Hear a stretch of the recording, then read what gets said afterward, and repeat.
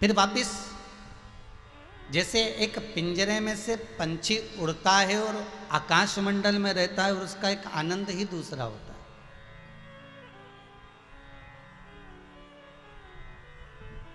एक बार एक चिड़िया ने, जिसको माँ जानकी जी ने अपनी पिंजरे में बंद कर रखा था, एक चिड़िया को मायके में जनकपुर में छोटी सी चिड़िया को माँ जानकी जी ने एक पिंजरे में कैद कर रखा था।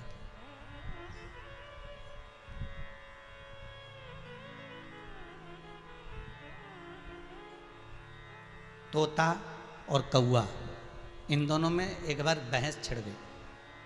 और तोता और कौआ में बहस ये छिड़ी कि कौए ने मन में सोचा कि मैं सबसे अच्छा हूँ, तो किसी ने कहा तू काय को अच्छा है, तू तो काऊ काऊ करता है, लोग तेरे से तो परेशान रहते हैं, जब भी किसी की छत पर बोलता है तो कहीं 2-4 मेहमान तो टपक ही जाते, आ ही जाते, तो तेरे बोलने और ना बोलने से अगर कोई पक्षी अच्छा है तो देख गरुण जी महाराज जिनके पास में भगवान विष्णु है, तो कौआ पूछा गरुण जी के पास, गरुण जी से कहा महाराज जी आप कैसे हो? गरुण जी कहने लगे भैया अब क्या करो, ड्यूटी तो करना पड़ती है, अब देखो अब रहना तो है बैकुंठनाथ के पास में, तो ड्यूटी तो पूरी करना पड़ेगी, तो मैं ज़्यादा सुखी वुखी नहीं हूँ। तो फिर उसने कहा सुखी कौन? तो कहे बहुत ज़्यादा अगर कोई सुखी है तो वो हंस है। हंस के पास पहुँचे तो हंस कहे मैं भी दुखी। हंस के पास जाने के बाद कहा तो मिट्ठू तोता वो सुखी।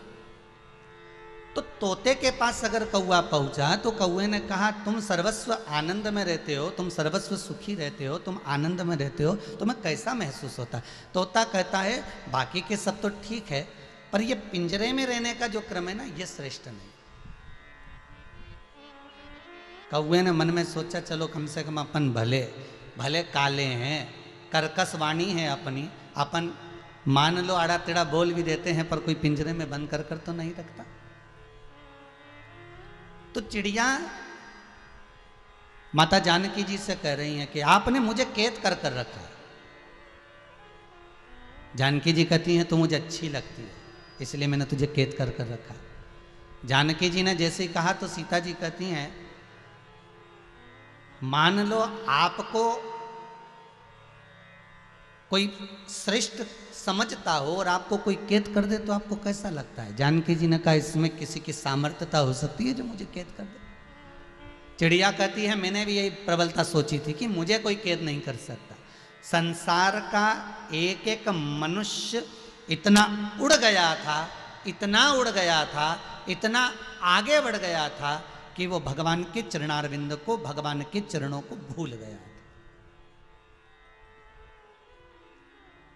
मेरे श्रीनाथ जी बाबा के 5 दर्शन हैं भाई। मेरे श्री जी बाबा के 5 दर्शन में चौथे नंबर का दर्शन है मेरे ठाकुर जी की चोटी, मेरे ठाकुर जी की शिखा। ऊपर से नीचे जाती है, नीचे से ऊपर जाती है, ऊपर से नीचे जाती है, नीचे से ऊपर जाती है, फिर आखिरी में नीचे जाती है। श्रीनाथ जी की चोटी बताती है कि तुम उन्नति की सीढ़ी पर कितने भी पहुंच जाओ, पर जिंदगी में उतार चढ़ाव आते रहेंगे, और कितने भी उतार चढ़ाव आते रहें पर मेरे चरणों को मत भूल जाना, क्योंकि ये चोटी नीचे का रास्ता दर्शन कराती है कि आप मेरे चरणों को मत भूलना। दुनिया में आप कहीं पर भी चले जाओ, कितने भी ऐश की जिंदगी जियो, कितने भी ठाठ की जिंदगी जियो, तुम मुझे मत भूलना। क्योंकि जैसे एक टेबलेट होती है ना, एक दवाई होती है, भले ये कोरोना की वैक्सीन बन गई, वैक्सीन में भी लिखा होगा एक्सपायर्ड डेट, मतलब जो आपको जीवन दान देती है, जो आपको जीवित रखती है, वो जीवन दान देने वाली दवाई भी मर जाती है एक दिन।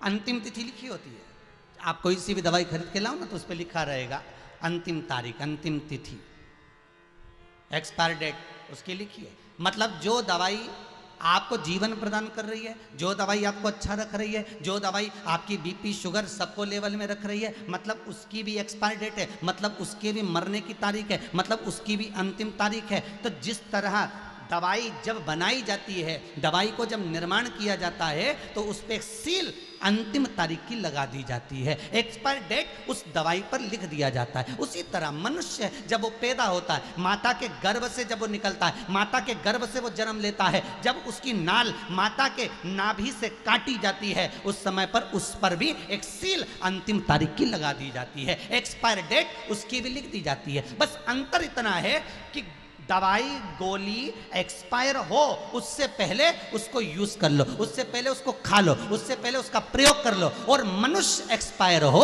उससे पहले शंकर का भजन कर लो, उससे पहले स्मरण कर लो, इससे पहले नाम जाप कर लो। दवाई अगर एक्सपायर होने के बाद खाओगे तो नुकसान तुम्हें करेगी, और मरने के बाद अगर कोई दान करेगा, पुण्य करेगा, सत्कर्म करेगा, भजन करेगा कि वो मर गए अब हम 12 ब्राह्मण जिमाएंगे, वो मर गए अब हम 13 ब्राह्मण जिमाएंगे। अब जो मरने वाला था वो तो मर गया, ब्राह्मण जिमा रहे 12 और 13, और पंडित जी से कह रहे हैं हमारी सास को गुलाब जामुन अच्छी लगती थी महाराज जी एक और ले लो। ऊपर से सास सोच रही हमको तो भूखा मार दिया।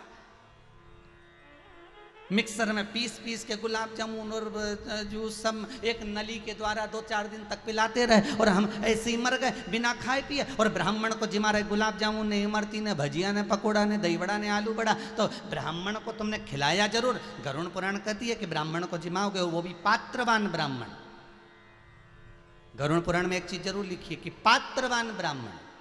अब ऐसे तो कोरोना की वैक्सीन तो ढेर सारी बन गई, सब कंपनी बना रही है, पर जिसको पात्रता मिली हो, जिसको सील ठप्पा लगाओ कि ये पात्रवान है, इसी को लगाया जा सकता है, इसी को आप यूज कर सकते हो। तो उसी तरह हमारे शास्त्रों में भी कहा गया कि पात्रवान ब्राह्मण को भोजन कराओ, पात्रवान ब्राह्मण को दान करो, पात्रवान ब्राह्मण को या पात्रवान कोई जीव हो उसको प्रदान करिए, इधर उधर नहीं।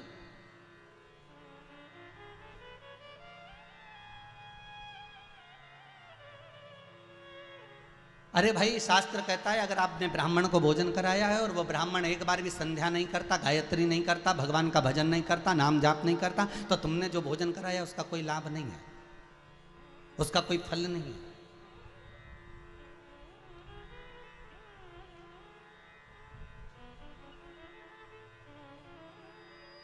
उसकी कोई फलता नहीं, उसका कोई आनंद नहीं।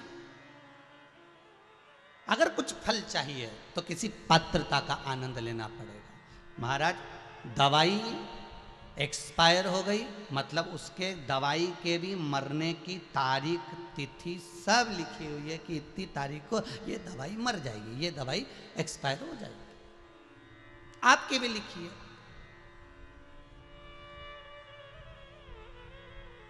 हर घड़ी, हर पल, हर क्षण मृत्यु देवी अपने सिर पर बढ़िया प्रेम से बैठकर चलती है।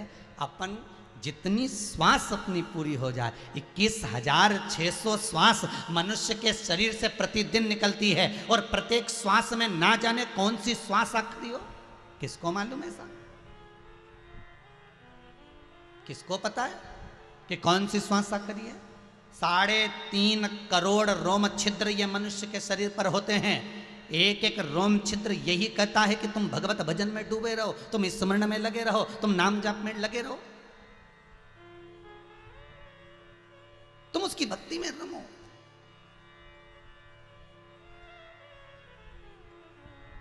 सुशीला सुदामा जी की धर्म पत्नी रोज प्रतिदिन कहती है जाओ जरा द्वारकापुरी में जाइए, द्वारकाधीश का दर्शन कर कर आइए। आप कहते हो आपके मित्र हैं द्वारकानाथ, तो जाओ उनके पास, जाओ आप द्वारकाधीश के दरवाजे पर जाइए। किसी कथाकार ने एक बार कोई नाटक में, सीरियल में बताया था कि सुदामा जी की जो पत्नी थी सुशीला, वो बहुत गुस्से वाली थी, बहुत क्रोध वाली थी, बहुत चिड़चिड़ करती थी। पर श्रीमद् भागवत में अगर आप उठाकर देखेंगे, श्रीमद् भागवत कथा के अंतर्गत कहीं नहीं मिलेगा आपको कि सुशीला क्रोध करती थी, कि सुशीला चिड़चिड़ करती थी, कि सुशीला अपशब्द कहती थी। हाँ, सुशीला एक बात तो कहती थी कि तुम मंदिर जाओ, तुम द्वारकाधीश के दरवाजे पर जाओ। तो ये तो धर्मपत्नी, और हम कहते हैं संसार की सारी नारियों से लाख गुना अच्छी थी वो सुशीला, जो अपने पति से रोज कहती थी कि द्वारका जाओ, द्वारका जाओ, द्वारका जाओ। नहीं तो आज की धर्मपत्नियां सुबह से उठते से कहती दूध की थैली ले आओ, दूध की थैली ले आओ, जाओ जरा गिलकी लिया, तुरई लिया, लौकी लिया, ये लिया, वो लिया। सुबह से फरमाइश चालू होती है लाने की। पर केवल एक सुशीला थी जो अपने पति से रोज कहती थी, प्रतिदिन उठकर कहती थी कि जाओ द्वारका जाओ, जाओ द्वारका जाओ, जाओ द्वारकाधीश के दरवाजे पर जाओ। आप पहुंचो उसके द्वार, उसके दरवाजे पर, उसकी चौखट पर। सुदामा जी गए भी, लौट कर आए। रास्ते में चलते चलते सुदामा जी के मन में आया कि बताओ, इतना बड़ा राशि ठाट था और भगवान ने मुझे कुछ भी नहीं दिया। परंतु ये गलती मेरी भी है कि मैंने कुछ मांगा ही नहीं।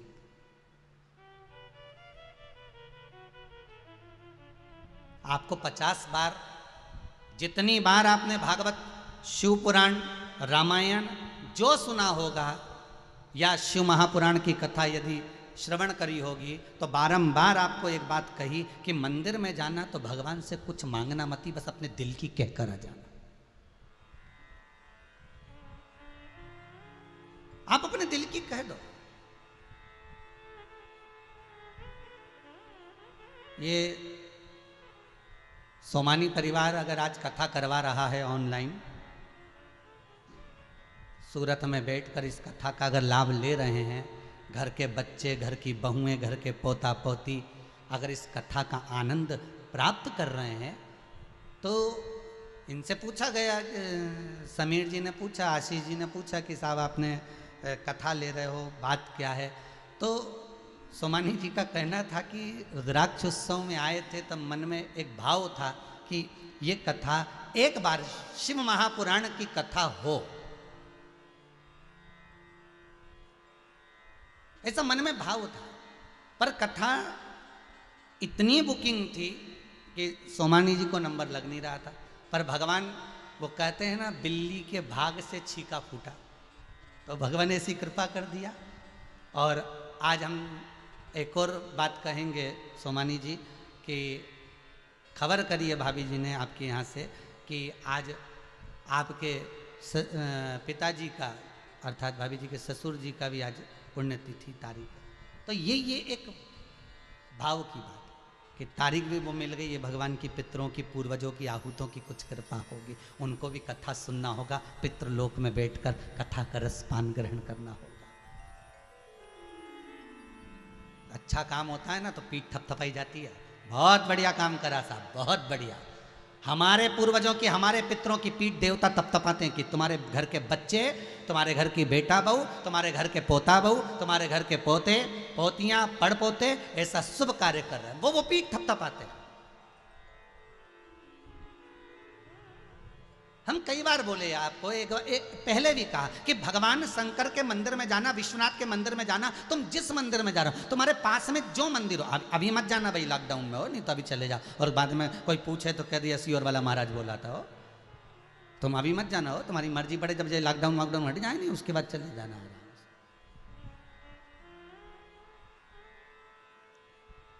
कल एक माता जी का फोन आया था, वो कह रही थी गुरुजी हमारा पशुपति व्रत हम कर रहे हैं और हमारे यहाँ तो लॉकडाउन लगा है, मंदिरों सब बंद पड़े, तो हम पशुपति व्रत कैसे करें?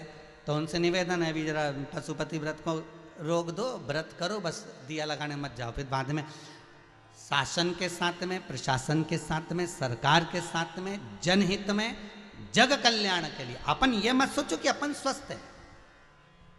संसार स्वस्थ होगा तो अपन स्वस्थ होंगे।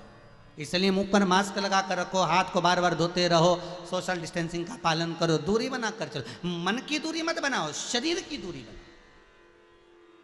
पर दुनिया के लोग आज के जमाने में मन की दूरी बना रहे हैं।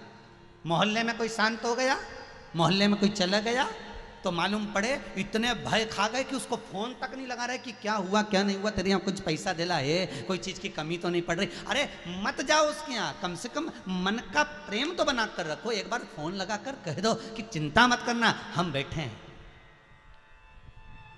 क्यों टेंशन लेते हो, क्यों चिंता करते हो? अभी हमें बिल्कुल चिंता मत करना, सारी व्यवस्था हो जाएगी, कुछ चिंता की जरूरत नहीं है तेरे। तू तो भजन कर, स्मरण कर।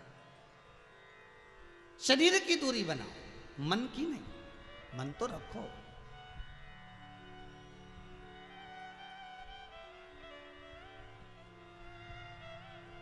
और शिव कथा कह रही है, सुदामा जी के मन में यह भाव आ गया कि मैं गया और मैंने कुछ मांगा नहीं। और आपसे भी निवेदन है, जितने लोग आस्था चैनल के माध्यम से कथा सुन रहे हैं, आपसे भी निवेदन है, मंदिर में जाना तो भगवान से कुछ मत मांगो।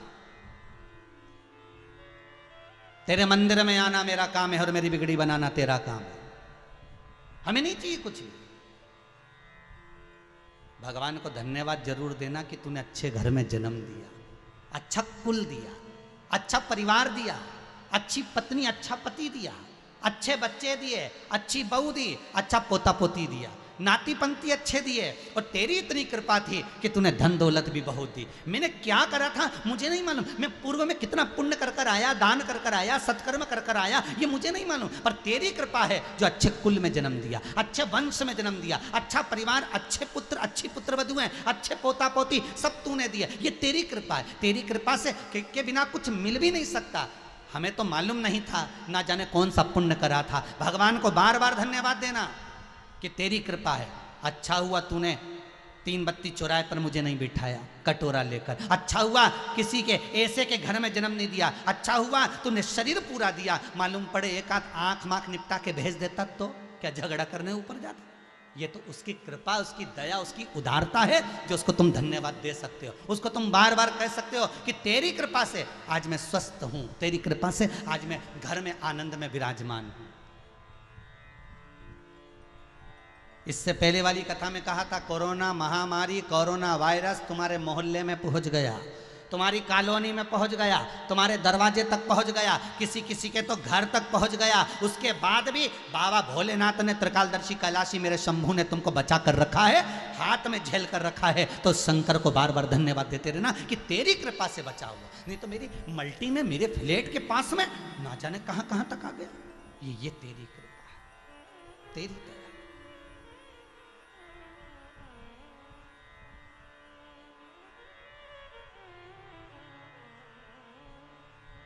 कोरोना महामारी चलती रही, ऊपर से बची कुची थी तो ये वो तूफान हो रहा ना था।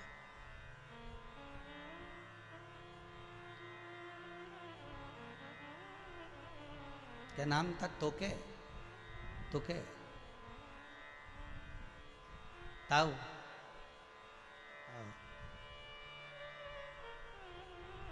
अच्छा हुआ सब लोग अपने अपने छत पे जितनी पानी की टंकी है उसमें पानी भर के रखना है, तो ताऊ जी लेके चले जाए। इतना भारी हवा चल रही है, इतना बड़ा तूफान जैसा आ रहा, और बचा था तो ये आ गया। परंतु सीख तो ये भी देता है कि क्रोध और आंधी ये दोनों बहुत तेज होते हैं। क्रोध और आंधी बहुत तेज होते हैं, बहुत तीव्रता से आते हैं। क्रोध भी बड़ी तीव्रता से आएगा, भयंकर, ये कर दूं, वो कर दूं, तोड़ दूं, फोड़ दूं, अपशब्द कह दूं, ताने दे दूं, गाली दे दूं, ना जाने क्या क्या बोल दूं। क्रोध और आंधी ये दोनों बहुत तीव्र होते हैं, पर ये दोनों जब समाप्त होते हैं, जब ये दोनों शांत होते हैं, तब मालूम पड़ता है कि नुकसान कितना हुआ। तब ज्ञात होगा कि नुकसान कितना हुआ। क्रोध जब समाप्त होगा तब लगेगा मैंने मम्मी को गलत कह दिया, मैंने पापा को गलत कह दिया, फिर किसी को लगेगा मैंने जीजी को गलत कह दिया, मैंने भाभी को गलत कह दिया, मैंने भैया को गलत कह दिया, मैंने देवर को गलत कह दिया, मैंने अपने काका जी को गलत कह दिया। जब क्रोध समाप्त होगा तब मन में लगेगा, और आंधी भी जब समाप्त होती है तब मालूम पड़ता है कि कितना नुकसान हुआ है। क्रोध और आंधी ये दोनों बड़े प्रबल होते हैं, पर समाप्त होने के बाद मालूम पड़ता है कि नुकसान कितना किया गया।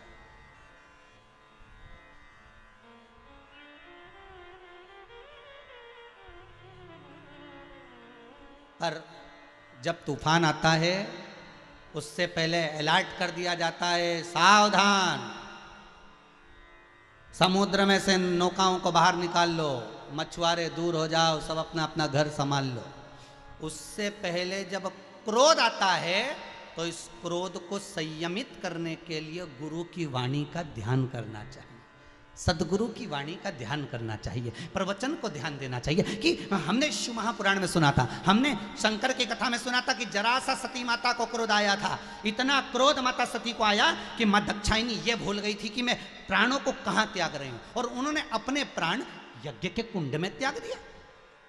जो इतनी विद्वान थी, शंकर जी की अर्धांगिनी थी माता दक्षायनी, और उनको जब क्रोध आया, और क्रोध आया तो उन्होंने अपने प्राण, बताओ, त्यागे भी तो काहे में? यज्ञ के कुंड में। और शंकर भगवान को इसी बात का तो दुख लगा, ए दक्षायनी, ए सती, गजब करा आपने, मेरी धर्म पत्नी होकर तुमने जो प्राण छोड़े वो यज्ञ के कुंड में छोड़े। अगर प्राण छोड़ना ही थे तो और कहीं छोड़ते, मरना ही था तो और कहीं जाकर, पर ये कुंड में क्यों प्राण त्यागे? देवताओं का अपमान करा है तुमने, इसलिए हे सती, हे दक्षायनी, तुम्हें कोयल का जन्म लेना पड़ेगा। और इससे पहले वाली कथा में कहा था कि दाक्षायणी को पार्वती बनने से पहले कोयल बनना पड़ा था, और 2 आषाढ़ के अधिक पड़े थे, अधिक मास 2 पड़े थे, तब जाकर ये कोयल की योनि से छूटी थी, फिर वापस हिमालय राज की कन्या पार्वती बनी थी, फिर बनी। थोड़ा सा क्रोध आता है और वो क्रोध में हम अपना नुकसान कर लेते हैं,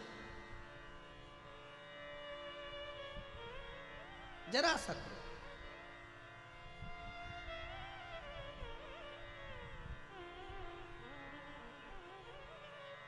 जरा सा गुस्सा आया और हमने अपना अहंकार दिखाया, तुम मुझे जानते नहीं हो, मैं हूं क्या। जिस दिन मेरा समय आएगा ना, उस दिन बताऊंगा कि मैं हूं क्या। अभी तुम मुझे पहचानते नहीं हो। क्रोध, अहंकार, अभिमान, जिस दिन मेरा समय आएगा मैं एक एक को बताऊंगा कि मैं हूं क्या। बस मेरा समय का इंतजार है मुझे। और एक दिन छाती में दर्द हुआ, हॉस्पिटल लेकर गए, डॉक्टर ने कह दिया समय आ गया। तब समझ में आया कि समय आना इसको कहते हैं। बाकी का जो समय गया वो तो जिंदगी जीने के लिए है, आनंद के लिए, अलमस्तता के लिए, भगवान के भजन के लिए, नाम जाप के लिए, नाम कीर्तन के लिए, नाम स्मरण के लिए। इसलिए बार बार कहते हैं कि श्वास में शिव समाया है और इस शिव को हमें पहचानना है। सुदामा जी जाते जाते अपने घर की ओर जब बढ़ रहे हैं तो उनके मन में ये आ रहा है कि मैंने कुछ मांगा नहीं, मैंने कुछ लिया नहीं, मैंने कुछ कहा नहीं। आपसे भी निवेदन है कि आप भगवान के मंदिर में जाओ, कुछ मत मांगो, कुछ मत बोलो, तुम तो जाओ, बस तेरे मंदिर में आना मेरा काम है। बस उससे जाके नयन मिला लो, उससे जाकर दर्शन कर लो।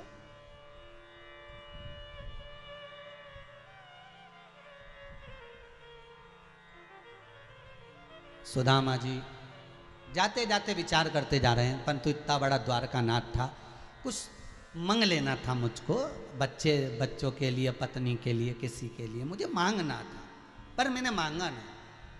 अब जाते जाते सुदामा जी जैसे घर पहुंचे तो उनकी पत्नी सुशीला चांदी की थाली में दिया सजाकर अपने पति को लेने के लिए दौड़ कर और दरवाजे से अपने घर लेकर गई। जो घर सुदामा जी ने देखा, देखकर सुदामा चक्कर खाकर पड़ गए कि गजब, ये किसने दिया। तो सुशीला बोली, जिसके दरवाजे पर तुम गए थे उसी ने दिया।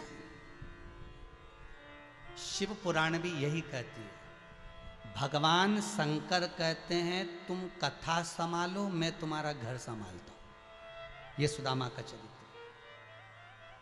भगवान ने, सुदामा ने कुछ मांगा नहीं है, सुदामा ने कुछ कहा नहीं है, सुदामा ने तो एक शब्द नहीं कहा कि मुझे ये दीजिए। बस भगवान इतना करे कि तू मेरा मंदिर आ गया, तूने मेरा दर्शन कर लिया, तू मेरी चौखट पर पहुंच गया, तू मेरा भजन संभाल ले। और भगवान कहते हैं मैं तेरा घर संभाल लूंगा। और आपसे भी निवेदन है, जितने टीवी चैनल पर कथा सुन रहे हो, जितने फेसबुक पर कथा सुन रहे हो, जितने यूट्यूब पर कथा सुन रहे हो, आपसे भी निवेदन है, आप 2 बजे से 5 बजे तक इस शंकर की कथा को अमृत जानकर, औषधि जानकर 2 बजे से 5 बजे तक शंकर की कथा को तुम संभालो और तुम्हारा घर शंकर संभाले। फिर तुम्हें टेंशन लेने की जरूरत नहीं। काहे की चिंता करो।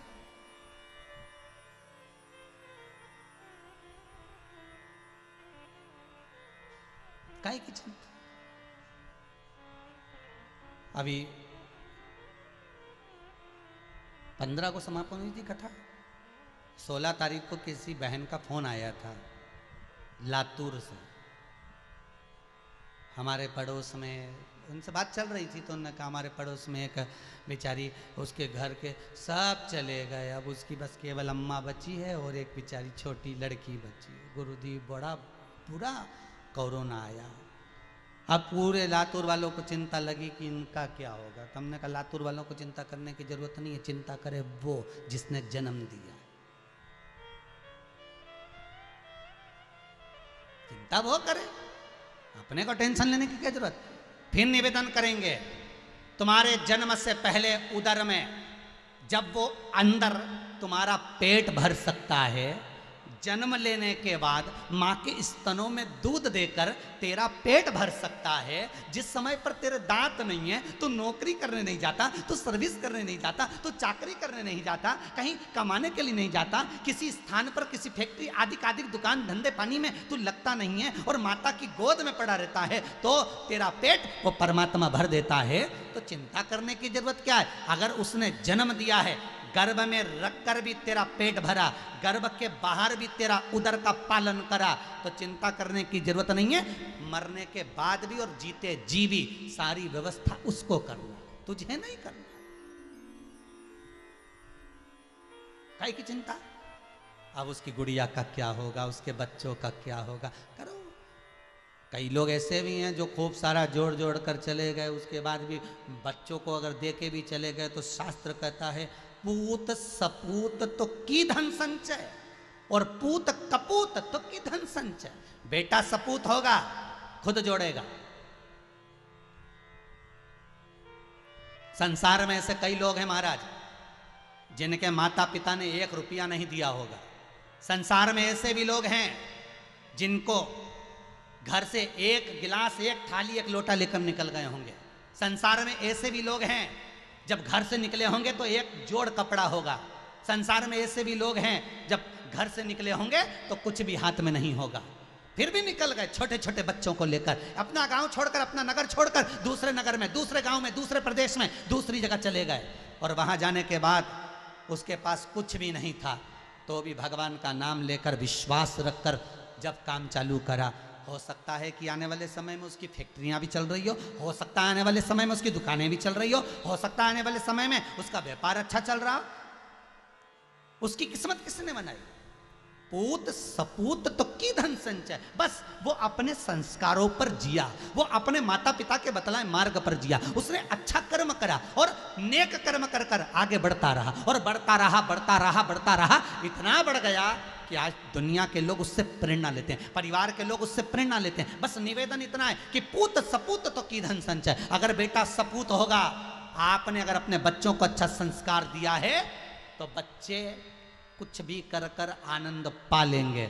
और पूत कपूत तो की धन संचय। अगर बेटा कपूत होगा, कितना भी जोड़ कर चले जाना, सब शेयर मार्केट में, डब्बा में सब गोल कर देंगे और पिताजी के पास आके आंसू बहा बहा कर रोएंगे, पिताजी। अब पिताजी भी क्या करे, उसने 2-4 FD करा के रखी होगी, तोड़ के फिर दे देगा बेचारा, क्योंकि बाप क्या कर सकता है, माँ क्या कर सकती है, ले और ले जा, एक बार और कुछ कर ले जा।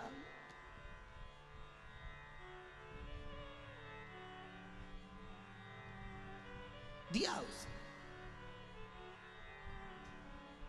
माता पिता और परमात्मा बड़ा दयालु होता है साहब। बच्चा कितना भी घाटा लगा कर आ जाए, फिर माता पिता उसको आगे बढ़ाने का प्रयास करते हैं। परमात्मा भी ऐसे ही होता है। कितनी बार लोगों ने इधर उधर भटका दिया, अरे कहाँ हनुमान जी के मंदिर जाए, कहाँ शंकर जी के मंदिर जाता है, कहाँ भगवान के मंदिर जाता है। वो तो सीवर वाला महाराज तो यूं ही लगा रहे, उनका तो यही काम है, बस 2 बजे से 5 बजे तक कथा में बैठ जाए, टीवी चालू कर लो और कथा सुन। तो उनका तो यही काम, सीवर वाला महाराज का तो कि बोलते जाओ बस, है। कहाँ इनके चक्कर में पड़े। दुनिया के लोग तुम्हें मार्ग भटकाने का काम करेंगे, और जब मार्ग भटक जाएगा तब संसार में जाकर ऐसे खड्डे में गिर जाओगे, बास पीस कोई सदगुरु ही निकाल कर लाएगा। फिर मन में आएगा कि परमात्मा का भजन कर लें, स्मरण कर लें। ये संसार सागर व्यर्थ है, व्यर्थ। पर शास्त्र कहता है जब जागो तब सवेरा। शिव महापुराण की कथा कहती है, एक चोर चोरी करने गया, राजा के महल में चले गया, वहां से चोरी कर कर भागा। राजा ने दूतों को पीछे लगा दिया, दूत देखते हुए जा रहे हैं, सैनिक। इसके पांव देखते देखते देखते देखते गए तो आगे जाके गांव में गए तो जंगल में तो एक दूसरे गांव में पहुंच गया, और दूसरे गांव में जैसे गया वो चोर, उसके पांव के निशान देखते देखते देखते पहुंच गए तो एक जगह पर कथा हो रही थी, एक जगह पर शिव महापुराण की कथा चल रही थी, प्रवचन चल रहे थे। और शिव पुराण के अंदर सत्संग में, प्रवचन में वो चोर जाकर बैठ गया। सिपाहियों ने विचार करा, इसके कदम यहाँ तक आए, मतलब ये कथा में बैठा है, अपन सब यहीं खड़े रहो, जैसे ही उठेगा वैसे ही दमोच लेंगे, पकड़। महाराज जी ने प्रवचन में खूब सुंदर सुंदर कथा कही, संसार में जन्मे हो भगवत स्मरण करो, ये मनुष्य की देह है, बहुत छोटी सी बुलबुला है, कब चले जाएगा पता नहीं पड़ पाएगा। अपनी जिंदगी को आनंदमय जियो, सत्यता का भाव रखो। उसने सुन लिया, चोर की बुद्धि बदल गई। सैनिक सब जाने लगे, सैनिक ने इसको पहचान लिया, इसको पकड़ के राजा के पास ले गए। महाराज ये चोर है। सैनिक, राजा ने पूछा तुम कैसे पहचाने कि यही चोर है? इसके कदम, इसके चरण के चिन्ह से हम पहचान गए, इसके चिन्ह और चोर के चिन्ह एक जैसे थे। अच्छा। राजा ने उससे पूछा तुमने चोरी करी है?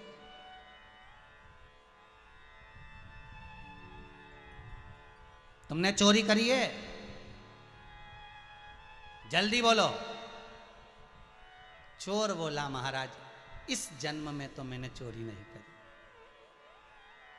राजा ने कहा झूठ तो नहीं बोल रहे, सत्य कहता हूं, इस जन्म में मैंने चोरी नहीं करी है। पक्का? बिल्कुल पक्का। राजा के पास में एक भाव था कि वो पीपल के पत्ते को हाथ के बीच में रखकर कच्चे सूत से बांधकर गरम धधकता हुआ लोहे का तवा हाथ पर रखता था। हाथ जल जाए तो समझ लो किसने चोरी करी है, और ना जले तो समझ लो किसने चोरी ना करी है। धधकता हुआ तवा गरम राजा ने बुलवाया, उसके हाथ पर रखा तो वो हाथ जला नहीं, और जमीन पर जैसे ही रखा तो जमीन के नीचे जो कालीन था वो जल गया, वो हाथ नहीं जला। जब हाथ नहीं जला तो राजा ने कहा अपने सैनिकों से, अरे तुमने इसको पकड़ कर लिया, ये कितना बेचारा सत्यवादी है और इस पे झूठा इल्जाम लगा दिया। महाराज हम तो इसके चरण के चिन्ह से पहचाने, हमारा मन आज भी कहता है कि चोर है। छोड़ो उसको। कितना सत्यवादी है कि उसका हाथ नहीं जला और नीचे कालीन जल गया। छोड़ दिया उसको। छोड़ो इसको जरा। सैनिकों को बुलाया राजा ने। राजा बोला तुमने एक शरीफ व्यक्ति को पकड़ कर लेकर आए थे और उसको सजा दिलवा रहे थे, अब सजा तुम्हें मिलेगी, मृत्यु दंड मिलेगा। वो व्यक्ति बोला महाराज इनको मत मारो, चोरी मैं नहीं करी है। राजा बोला तुम इनको बचाना चाहते हो? नहीं नहीं नहीं, चोरी मैंने करी। तुमने चोरी कब करी? अगले जन्म। चोरी मैंने करी अगले जन्म में? हाँ। चोरी का सामान तुम्हारे पास में? हाँ। चलो मेरे साथ दिखाता हूं। और जहां रखा था धन दे दिया। राजा ने पूछा तूने चोरी अगले जन्म में करी? हाँ, पिछले जन्म में। और इस जन्म में बिल्कुल नहीं करी। तो राजा ने पूछा ऐसा हुआ क्या? उस चोर ने कहा महाराज जब तक कथा नहीं सुनी थी उससे पहले एक जन्म था जिसमें मैं छल भी करता था, कपट करता था, बेईमानी करता था, प्रपंच करता था, झूठ बोलता था। एक जन्म वो था।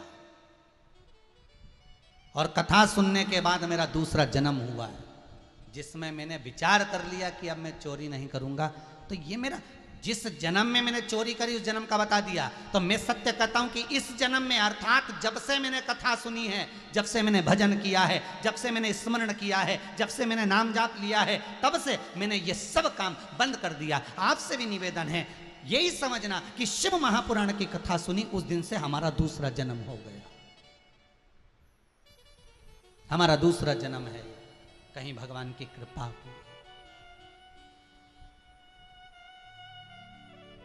कहीं उसकी कृपा। तुम चंदा बनो तो मैं तारे बनूं,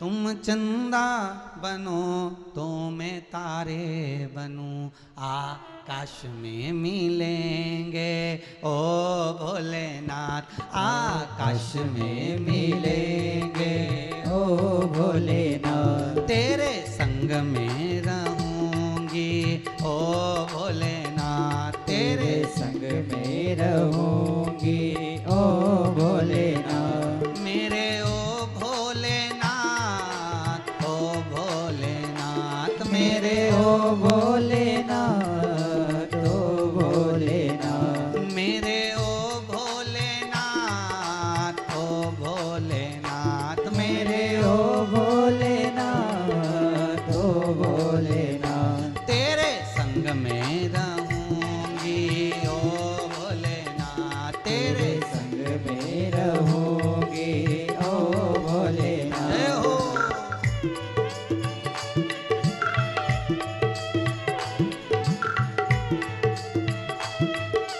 हरि बोल।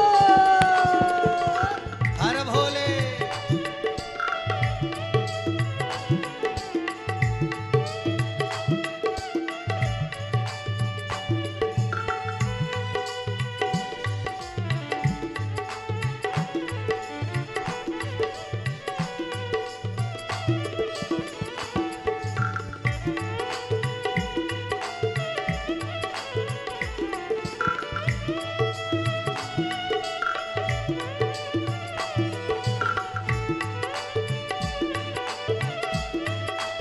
जय हो।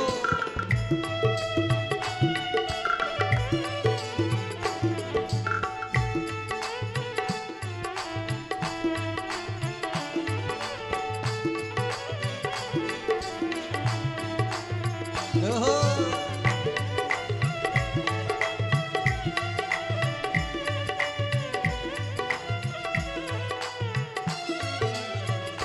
तुम नदिया बनो तो मैं धारा बनूं, तुम नदिया बनो तो मैं धारा बनो।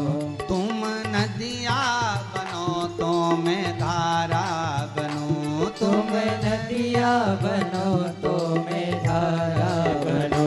पृथ्वी पे मिलेंगे ओ भोलेनाथ, पृथ्वी पे मिलेंगे ओ भोलेनाथ। तेरे संग में रहूंगी ओ भोलेनाथ, तेरे संग में रहूंगी ओ भोलेनाथ। मेरे ओ भोलेनाथ, ओ भोलेनाथ, मेरे ओ भोलेनाथ, ओ भोलेनाथ। मेरे ओ भोलेनाथ, ओ भोलेनाथ, मेरे ओ भोलेनाथ, ओ भोलेनाथ। तेरे संग में रहूंगी ओ भोलेनाथ, तेरे संग में रहूंगी ओ भोलेनाथ।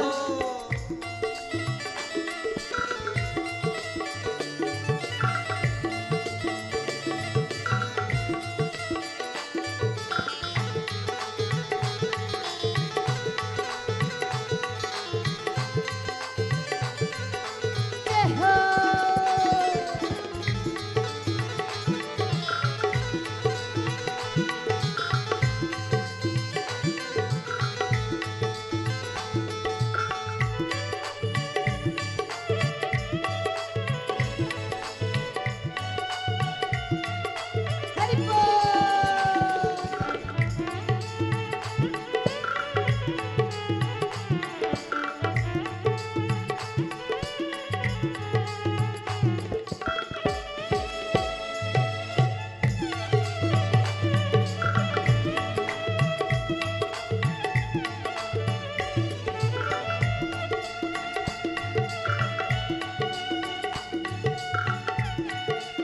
जय हो।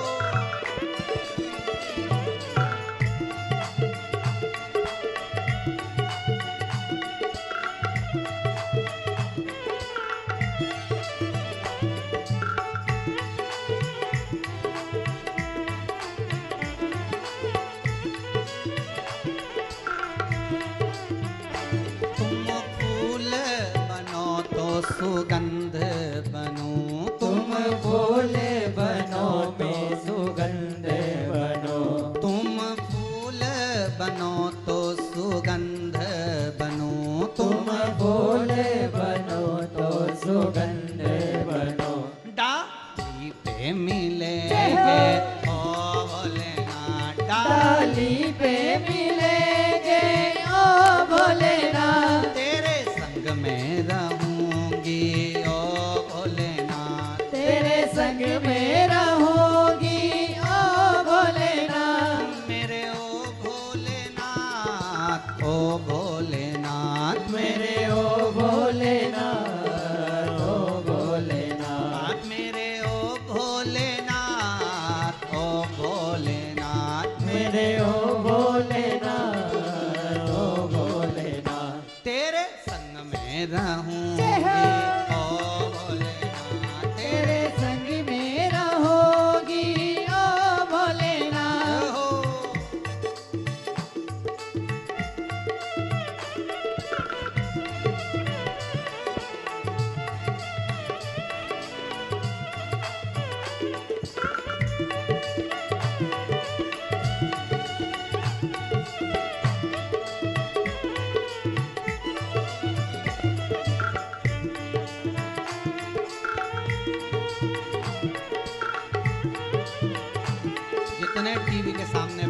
दोनों हाथों से।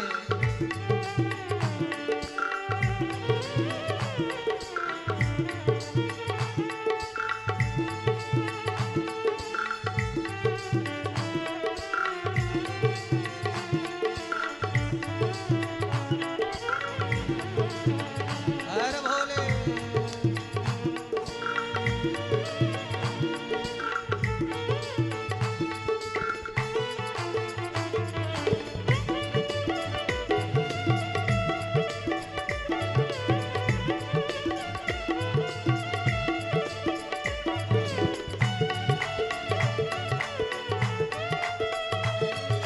जय हो।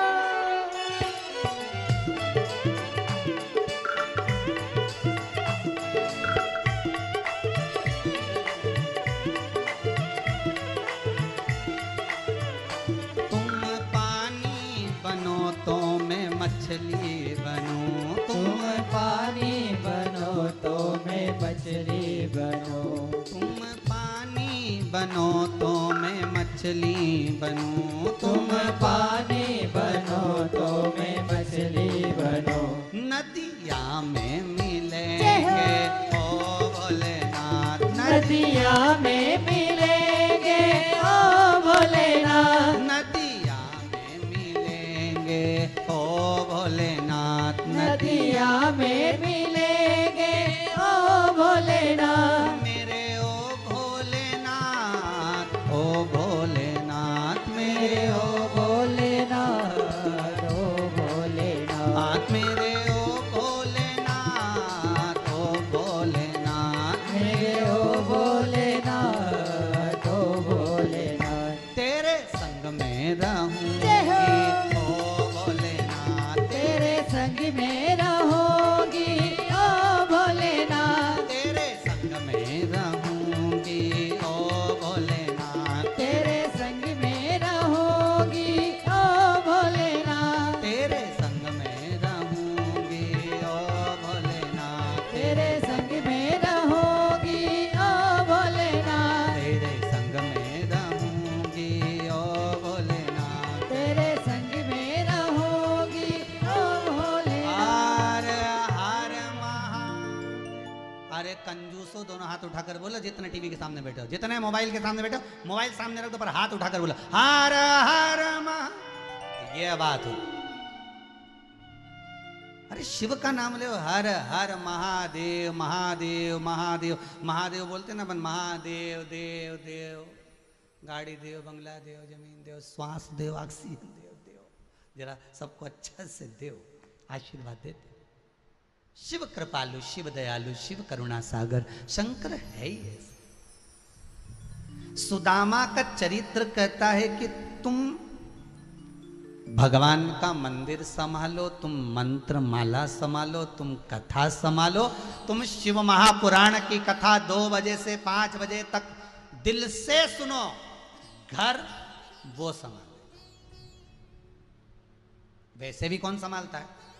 जब आप लोग अपने मामा मामी काका काकी किसी के यहाँ शादी में चले जाते हो, घर में ताला लगा के जाते हो, अंदर ठाकुर जी को छोड़ के जाते हो, घर में शंकर भगवान को छोड़कर जाते हो, तुम्हारे घर में जो छोटा सा मंदिर होता है तुम सब चले जाते हो और भगवान को अकेला छोड़कर जाते हो, तो घर भी तो वही संभालता, काम वही तो संभालता। ताला लगाकर तुम तो गए, उसके बाद तो फैक्ट्री, दुकान, घर, जमीन, जायदाद सब वही संभालने वाला है। तो जब वही संभालने वाला है तो अपने को टेंशन क्या है? काय की चिंता? तुम तो भजन करो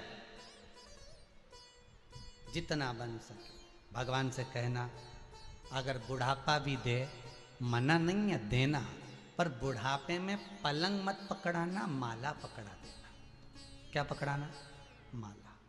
पलंग मत पकड़ाना। नहीं तो कई लोग उनको देखा बुढ़ापे में पलंग पकड़ा देते हो, 8-8 दिन, 20-20 दिन, 50-50 दिन बेचारे खा रहे पी रहे नहीं, पड़े हुए हैं। भगवान से कहना बुढ़ापा देना पर पलंग मत पकड़ाना, बुढ़ापे में माला पकड़ाना। जब तक जीऊं तेरा भजन श्री शिवाय नमस्तुभ्यम जपती रहूं, जपाती रहूं और कहती रहूं।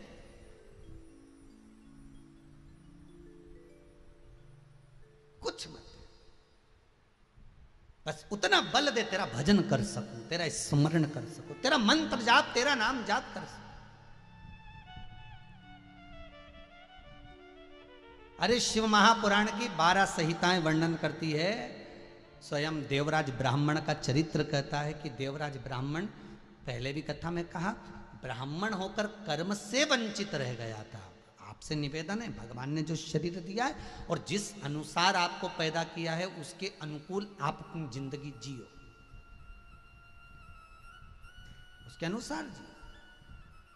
मत बुरे कर्म कर बंदे वरना पछताएगा, भगवान की आंखों से तू बच नहीं पाएगा, तू बच नहीं पाएगा।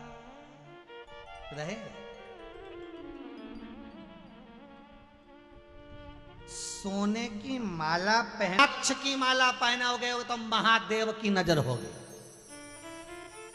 वो दृष्टि लगाकर बैठता है, रुद्राक्ष कौन पहना, तुलसी कौन पहना।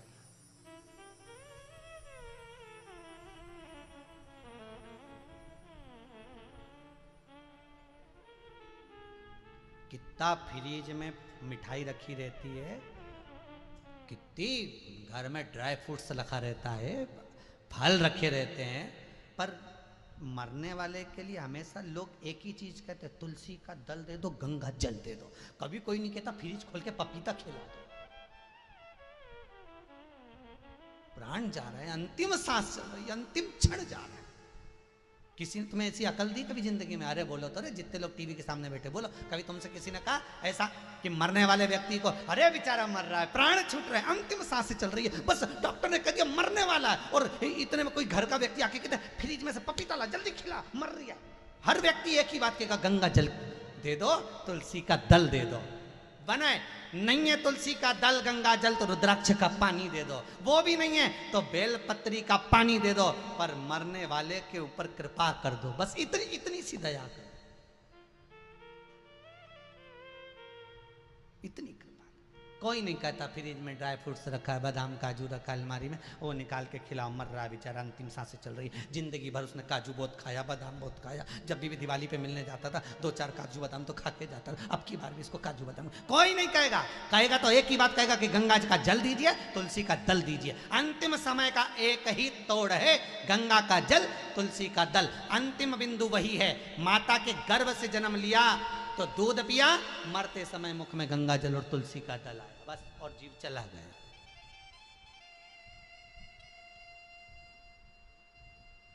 तुम ऊपर, नीचे तुम्हारी तैयारी गुलाब जामुन, दही बड़ा, नुक्ती और सेव। तुम ऊपर से सोचते रहना अपने तो गंगा जल और तुलसी का दल दे के भेज दिया, और 12वें के दिन बताओ सब चीज खा रहा, और इतना बड़ा कंडा जला के घी शक्कर छोड़ दिया। बस यही जीवन है। अभी भी कुछ नहीं बिगड़ा, जीजियो, अभी भी कुछ नहीं बिगड़ा। मानव का शरीर मिला है, खूब भजन कर लो, भगवान से कहना बुढ़ापा देना, पर पलंग मत पकड़ा देना, बुढ़ापा देना तो माला पकड़ा देना। मेरा बुढ़ापा ऐसा होना चाहिए जिसमें मेरे घट की जिह्वा से, मेरे हाथों से, मेरे स्मरण से शंकर का नाम न छूटे, राम नाम कृष्ण नाम न छूटे। जिसका मैं स्तमन करूं, जिसका मैं अनुमोदन करूं, जिसका मैं स्मरण करूं, वो ना छूटे।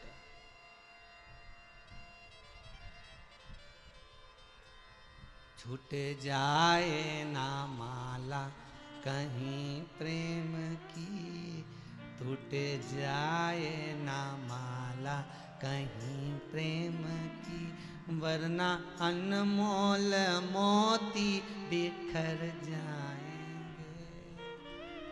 टूटे जाए ना माला कहीं प्रेम। तो प्रभु से कहना, हमें बुढ़ापा भी आए तो पलंग मत पकड़ाना, माला जरूर पकड़ाना, भजन करती रहूं, नाम जाप करती रहूं, स्मरण करती रहूं, अंतिम बिंदु तक श्री शिवाय नमस्तुभ्यम का स्मरण कर कर अंत में तेरे धाम को चले नहीं चाहिए। अंतिम बिंदु, अंतिम। अच्छा,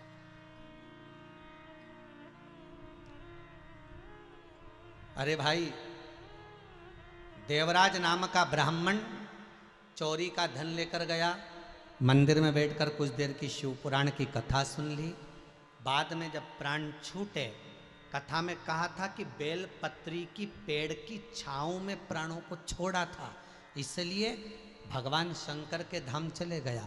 हिंदू धर्म में एक नियम आज भी है कि जब कोई व्यक्ति मरता है, अब अभी कोरोना काल के अंतर्गत तो जो मर रहे हैं उनको डायरेक्ट ले जा रहे हैं और डायरेक्ट जला देते हैं, पर पहले ऐसा नियम था कि कोई मरने वाले व्यक्ति को कंधे पर अगर लेकर जाते थे तो एक जगह विश्राम स्थल होता था, एक जगह अर्थी को थोड़ी देर रखते थे। वो रखने वाली जो जगह होती थी वहाँ बेलपत्री का पौधा होता था, बेलपत्री का पेड़ होता था। क्यों? क्योंकि बेलपत्री के पेड़ के नीचे, बेलपत्री के वृक्ष की छाया किसी मरे हुए मुर्दे पर भी अगर पड़ जाती थी, वो जो मर गया है उसके शरीर को लेकर जा रहे हैं, और उस शरीर पर अगर वो बेलपत्री की छाया पड़ जाती थी तो उसको नरक नहीं भोगना पड़ता था। वो कैलाश के धाम में रहकर भगवान का भजन करता था। वो जीवात्मा फिर नरक नहीं भोगती, ना प्रेत की योनि, भले उसने जिंदगी में कितना पाप कराओ, भले उसने जिंदगी में कितना भी पाप कर्म कराओ।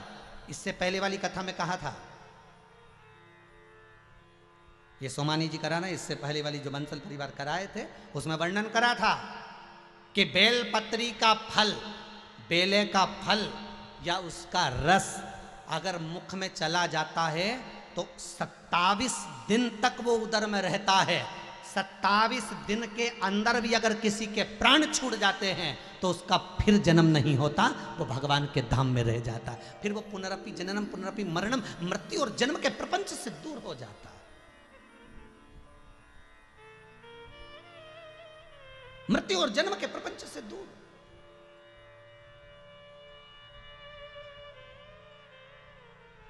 और उस प्रपंच से छोड़, आपसे भी निवेदन है, हमारा बारंबार निवेदन है, कभी मौका मिला करे, कभी आपका दिल करा करे, और जब आपका मन कहीं ना लगे तो बैठ गए बेलपत्री के पेड़ के नीचे, बेलपत्री के वृक्ष के नीचे कुछ देर बैठिए, कुछ देर।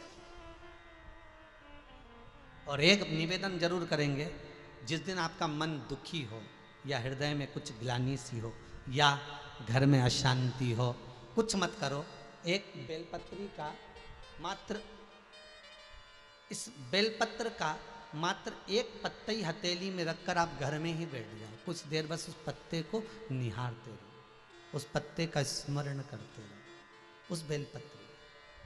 श्री शिवाय नमस्तुभ्यम मंत्र मन से बोलते रहो। दिल अगर दुखी भी होगा ना, कुछ देर में वो दुख समाप्त हो जाएगा। शंकर अपने आप करुणा कर देगा। शिव कृपा, इस बेलपत्री में वो तत्व, वो आनंद छुपा है।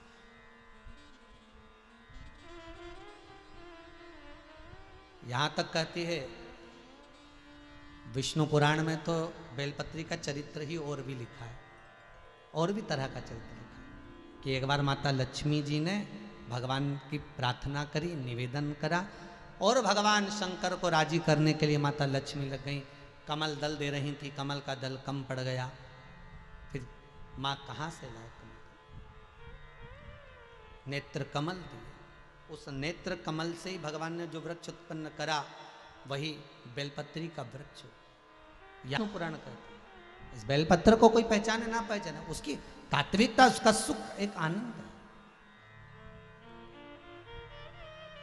बस इतना याद रखो, जिस दिन आप भगवान की आराधना करने बैठो, उस दिन, जिस दिन आप शंकर जी का अभिषेक करने बैठो, जिस दिन आप भगवान का पूजन करने बैठो, उस दिन बेलपत्री आप ना तोड़ें। जो पूजन कर रहा वो ना तोड़े, वो ना तोड़े, क्योंकि आज आप भगवान की आराधना कर रहे हो और बेलपत्री का पत्ता लेकर तोड़ते हो ना, तो उसका दोष होता है। आप जिस दिन आपका पशुपति व्रत है तो एक दिन पहले तोड़वा लो, भैया आज तोड़ लाना तुम, हो आज लेकर आ जाना तुम, या कोई दूसरा तोड़ ले, पर आपका अगर व्रत है तो आप ना तोड़ो।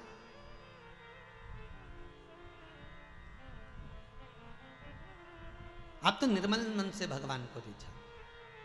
और कई बार लोग कहते हैं महाराज जी अगर मान लो हमारे पास बेलपत्री नहीं है, बेलपत्र हमारे पास में नहीं है, तो हम शंकर का अनुमोदन कैसे करें? कई बार ऐसी भी स्थिति बनती है। हमने कई लोगों से कहा कि मान लो अगर कोरोना महामारी आपको घेर ली है, आपका कोई व्यक्ति अगर हॉस्पिटल में पड़ा हुआ है, तो हमने आपको पहले भी कहा पिछली कथा में कि अपामार्जन स्तोत्र का या तो पाठ करिए, अगर वो ना कर सकते हो तो सीधे हाथ में दूध, उल्टे हाथ में जल, 5 बेलपत्री शिवलिंग पर चढ़ाकर नाम और गोत्र, जो व्यक्ति हॉस्पिटल में पड़ा हुआ है उसका नाम गोत्र बोलकर जल और दूध की एक साथ धार, जैसे शंकर भगवान पर पार्वती जी कांवड़ चढ़ाती थी दोनों हाथ से, उसी तरह आप जल की धार और दूध की धार शिव पर समर्पित करिए। बाबा श्री शिवाय नमस्तुभ्यम का जाप करिए, उस व्यक्ति का नाम और गोत्र बोलिए, भगवान चाहेगा तो उसको जल्दी से जल्दी आराम लगना प्रारंभ होगा। सुख के भाव शंकर के कंठ में जब विष पहुंचा, हलाहल विष जब मंथन में प्रकट हो रहा है, उस विष के प्रकट होने के पहले, सबसे पहले उस विष के प्रागट्य के पहले, सबसे पहले अगर कुछ निकाला गया तो गौ माता को निकाला गया। उस विष के प्रबलता में, उस विष की प्रथमता में अगर प्रकट किया गया तो गौ माता को प्रकट किया।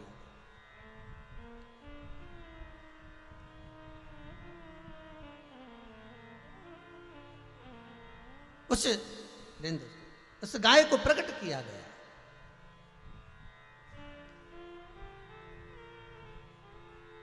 और गौ माता को प्रकट करा, और गाय को प्रकट करने के बाद उसके प्रागट्य का कारण क्या था, उसको प्रकट करने का कारण क्या है, उसको प्रकट क्यों किया गया, उसकी प्रागट्यता का कारण क्या है।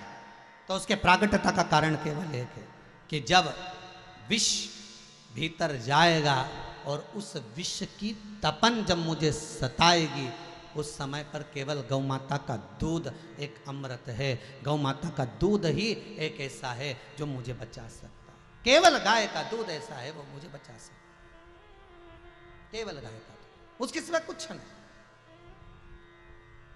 और आज भी आपसे निवेदन है,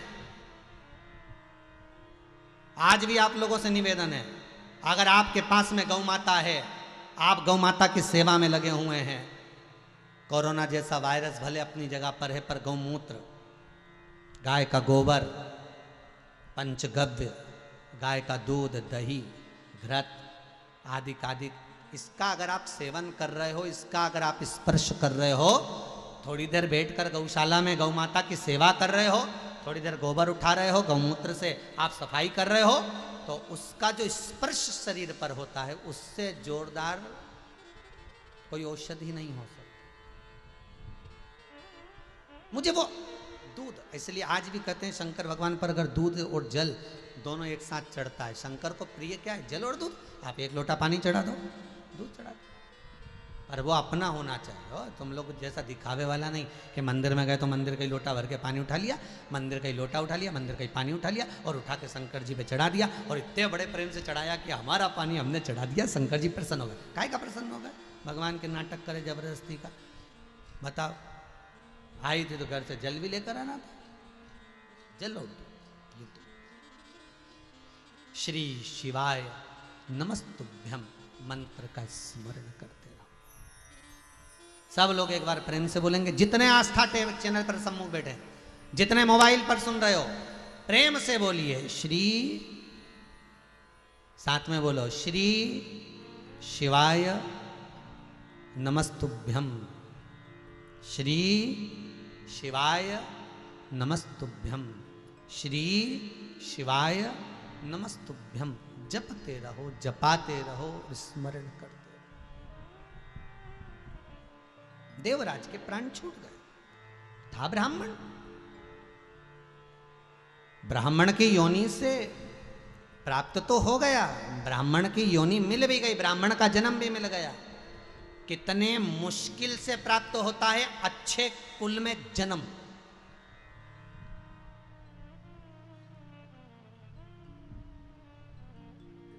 कितने मुश्किल से प्राप्त होता है।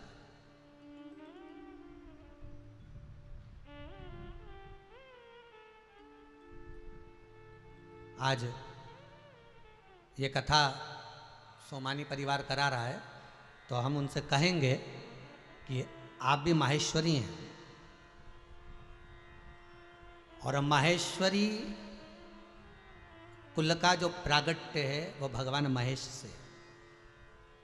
इससे पहले पिछले वर्ष एक कथा उमा और महेश की बातचीत थी, उमा और महेश्वरी, कि महेश्वरी समाज के 12 खाम कैसे प्रकट हुए और इनकी उत्पत्ति और इनका प्रागट्य और इनके द्वारा शंकर भगवान से वर प्राप्त करना, ये सारा चरित्र उसमें कहा गया।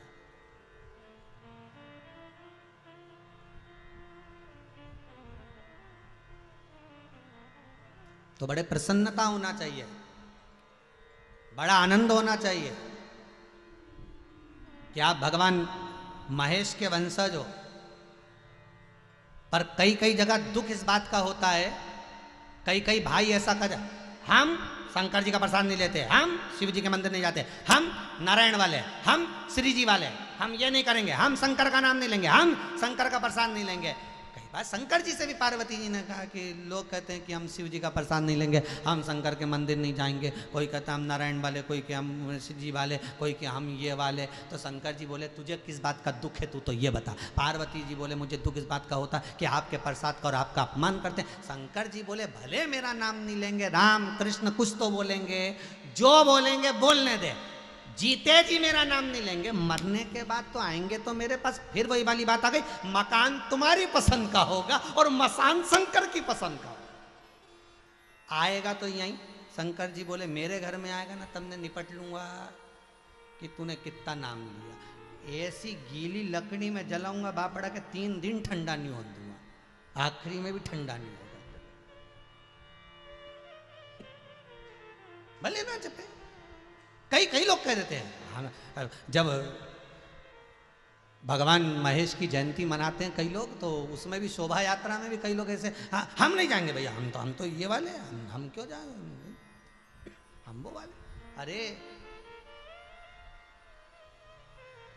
बाप कभी नहीं बदलता, बाप बाप होता है, पिता पिता होता है, वो नहीं बदला जाता। भले तुम मार्ग हम जपो, चाहे राम कहो, चाहे कृष्ण कहो, चाहे भवानी कहो, चाहे दत्त कहो, चाहे पांडुरंगा कहो, तुम्हारी मर्जी पड़े वो भजो, भजो, मना नहीं। पर पिता पिता, उसका अपमान नहीं होना चाहिए, उसका अपमान नहीं। हम कई माहेश्वरी भाइयों को देखते हैं तो देखकर हम कहते हैं कि ये शिव के वंशज है, कृपा पात्र हैं ये शंकर, उनको भूलना नहीं है।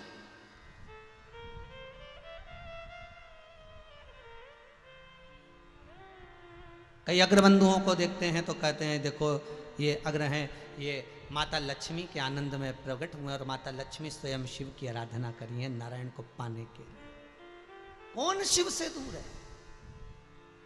ये जितनी श्वास चल रही है ये शंकर शिव तो है।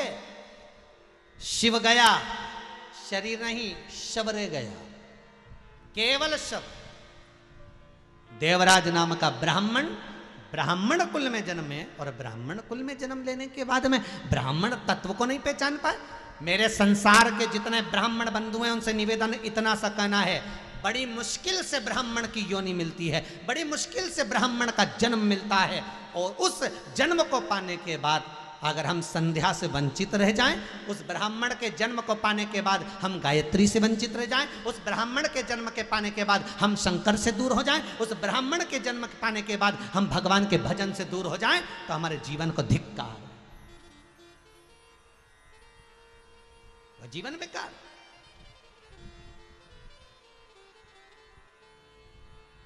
जैसे बिना यज्ञोपवीत धारण करा हुआ ब्राह्मण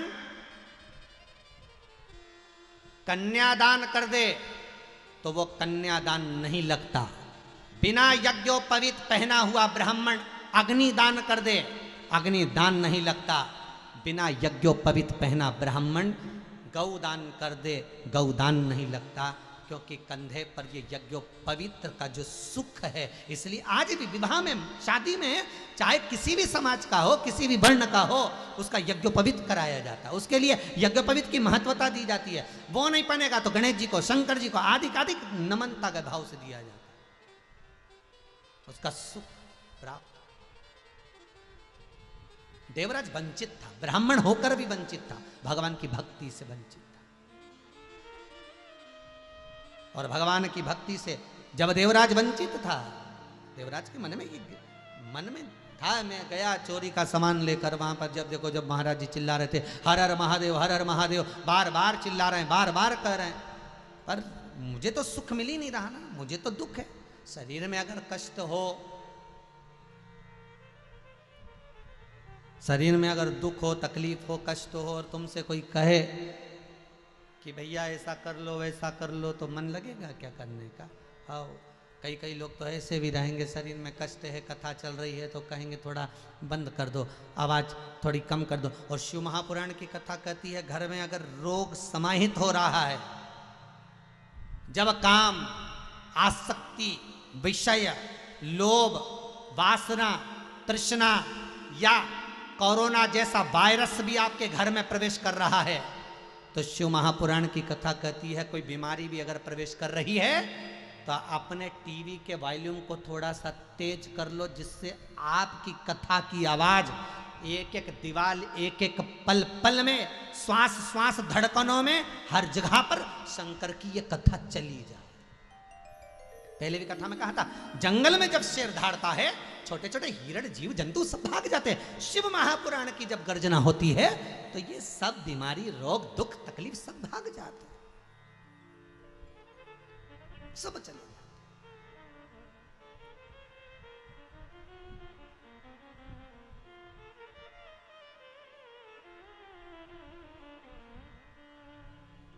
एक जगह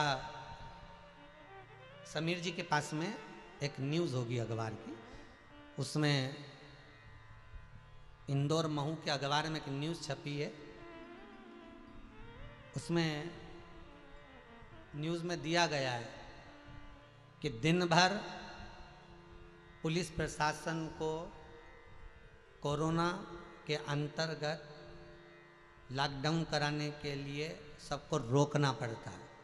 और उस न्यूज़ में लिखा है 2 बजे से 5 बजे तक, जब तक शिव महापुराण की कथा आती है, तब तक एक भी पुलिस वाले को किसी को रोकने की जरूरत नहीं पड़ती, क्योंकि कोई बाहर ही नहीं निकलता, सब कथा में लीन होगा, सब कथा सुनते रहते हैं। वो अखबार में न्यूज़ छपी है, मैं समीर जी से कहूँगा वो न्यूज़ लाकर आस्था चैनल पर दिखाएं। वो अखबार में न्यूज़ छपी, शिव कथा की लीनता, शंकर का अनुमोदन आपको अगर मिला है, शिव का भजन मिला है, और आपसे भी निवेदन है जितने लोग टीवी चैनल के माध्यम से सुन रहे हैं, आपके मोहल्ले में, आपके परिवार, कुटुंब, कबीले में, आपके क्षेत्र में, आपकी कॉलोनी में, आपकी मल्टी में, आपके क्षेत्र में कहीं पर अगर कोई कोरोना के अंतर्गत कोई वायरस से तकलीफ में चला भी गया है और किसी को कष्ट भी है, तो ये शिव महापुराण की कथा एक औषधि है, शिव महापुराण की कथा एक अमृत है, शिव महापुराण की कथा एक आनंद है, वो अमृत।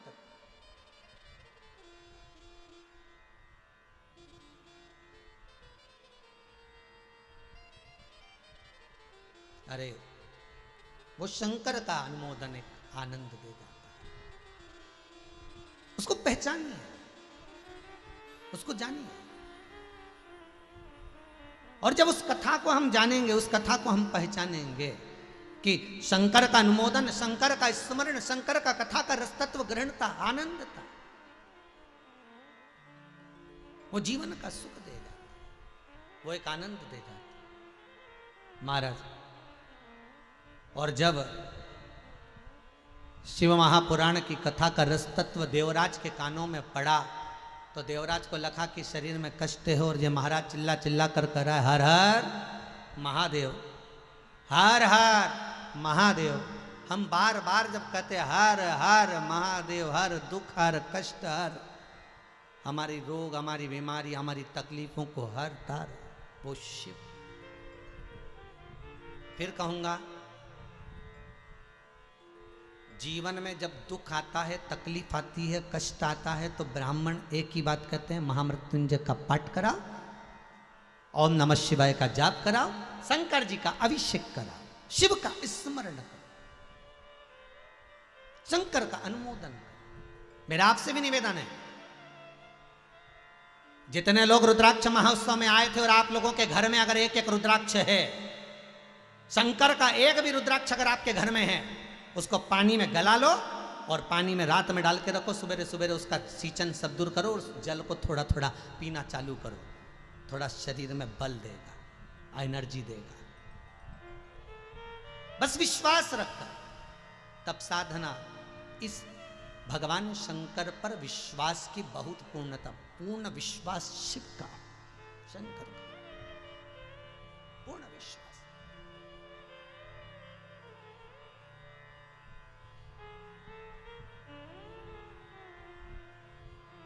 भोला सब दुख काटो म्हारा, ओ भोला सब दुख काटो म्हारा।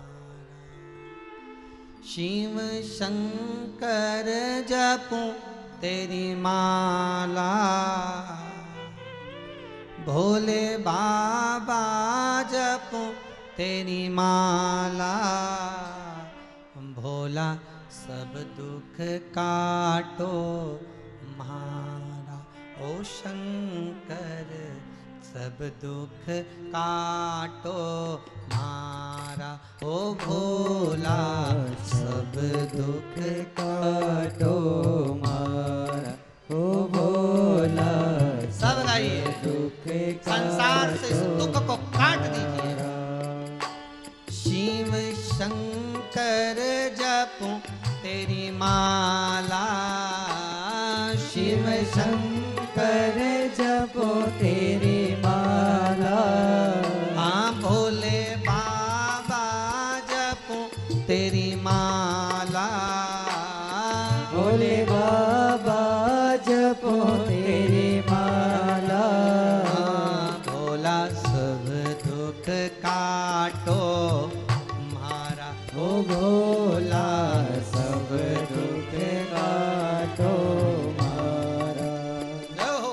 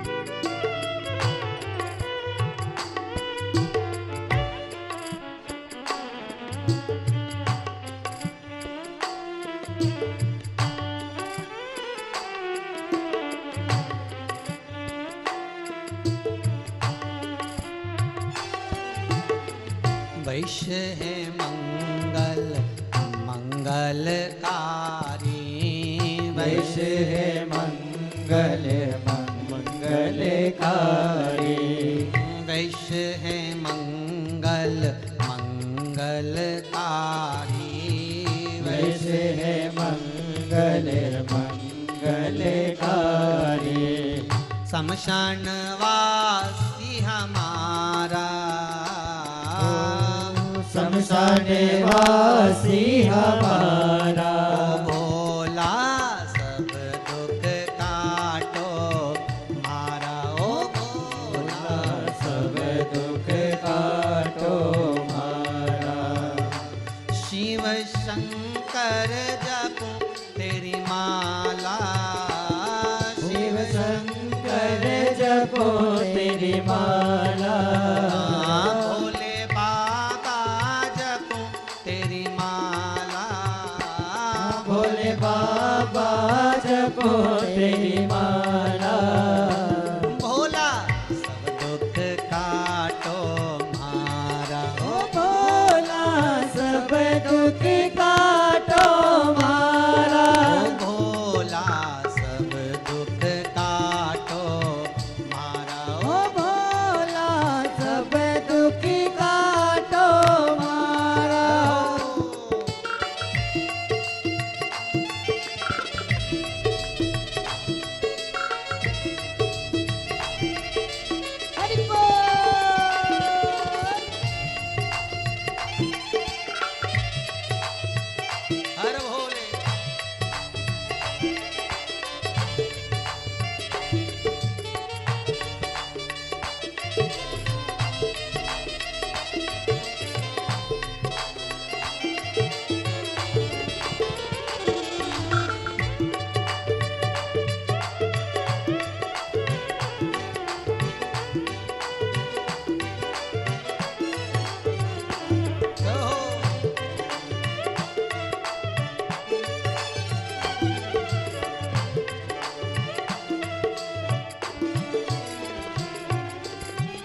शीश पे गंगा मस्तक पे चंदा, शीश पे गंगा मस्तक पे चंदा, ओ शीश पे गंगा मस्तक पे चंदा, शीश पे गंगा मस्तक पे चंदा, भस्मी धारी हमारा हो, भस्मी धारी हमारा, ओ भोला सब दुख काटो मारा, ओ भोला सब दुख काटो मारा, भोला सब दुख काटो मारा, ओ भोला सब दुख काटो मारा, शिव शंकर जपो तेरी माला, शिव शंकर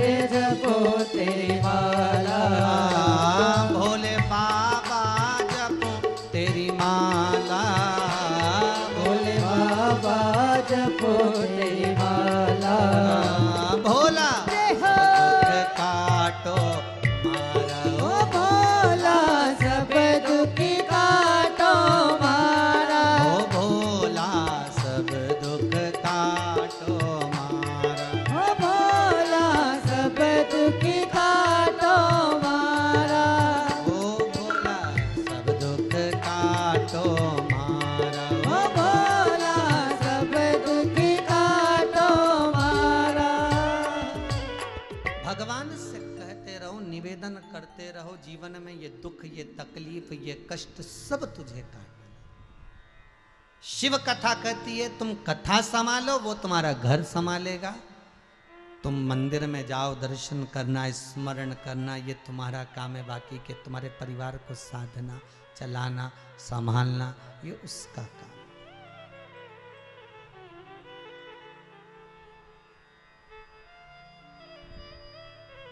ये उसके हाथ में। मिला ना मिला ये उसके। ब्राह्मण कुल में देवराज जी का जन्म हुआ। देवराज ब्राह्मण कुल में जन्म लेने के बाद भी भगवत भजन से दूर रहा, बस चोरी करता रहा, कपट करता रहा। ये देखिएगा जीवन में एक बात बहुत याद रखिएगा, जिसके पास में जो होता है वो वही देता है। दुखी व्यक्ति के पास बैठोगे तो वो दुखी देगा, क्योंकि उसके पास देने के लिए कुछ है नहीं, दुखी देगा। सुखी व्यक्ति के पास बैठोगे तो वो सुख देगा। ज्ञानी व्यक्ति के पास बैठोगे तो ज्ञान देगा। भ्रमित व्यक्ति के पास बैठोगे तो वो भ्रम पैदा करेगा, और भयभीत व्यक्ति के पास बैठोगे तो वो भय पैदा करेगा। सत्कर्मी के पास बैठोगे तो सत्कर्म देगा। भजन करने वाले के पास बैठोगे तो वो भजन कराएगा, वो भजन कराएगा।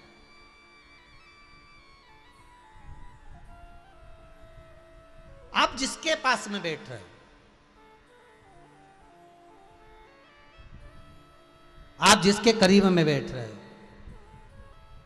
बहुत अच्छा लगा सूरत वाले सोमानी जी, आप जो कथा सुन रहे हो, मैं सोमानी परिवार को धन्यवाद इस बात पर भी दूंगा कि भाभी जी के मन में आया कि कथा करवाना है, बच्चों से कहा कथा करवाना है, पतिदेव से भी कहा कथा करवाना। पर सबसे बड़ी प्रसन्नता की बात तो ये हुई, भाभी जी बताए थे कि महाराज गुरुजी मेरा मन था जब मेरे पति स्वयं मुख से कहें कि कथा करवाना है, अर्थात कथा हृदय में प्रवेश करे, प्रवेश करे। और वो कथा जब हृदय में प्रवेश कर जाएगी, अपने भीतर जब बैठ जाएगी, और हम जब कथा को सुनेंगे तो शास्त्र कहता है, फिर निवेदन करूंगा, सारी पुराणे सुनने पर 7 पीढ़ी तरती है। शिव महापुराण की कथा सुनने पर उज्जैनी के ऋण मुक्तेश्वर मंदिर पर लिखा है 71 पीढ़ी तरती है, मात्र शंकर की कथा को श्रवण कर ले। ये जितने लोग कथा को सुन रहे हो, 7 पीढ़ी नहीं 71 पीढ़ी तुम्हारी तर रही है। आप भले मोबाइल पर सुनो, चाहे आस्था चैनल पर सुनो। इस कोरोना महामारी के चलते यहां आने की किसी को परमिशन नहीं, इसलिए बाहर का गेट बंद रहता है, यहां कोई नहीं आ सकता। ऑनलाइन कथाएं ऑनलाइन श्रवण करिए, घर बैठ कर सुनो, पर इतना विश्वास रखकर सुनना कि यहां केवल 7 पीढ़ी नहीं 71 पीढ़ी का संवाद चल रहा है। शिव महापुराण की कथा ना जाने कितने आनंद में, कितने भाव से, कितने रस तक।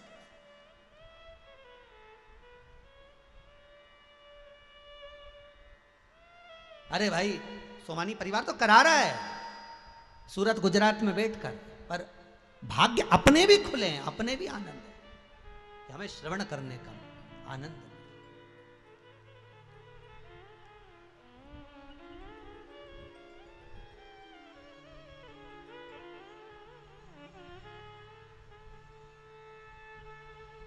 शिव कथा है।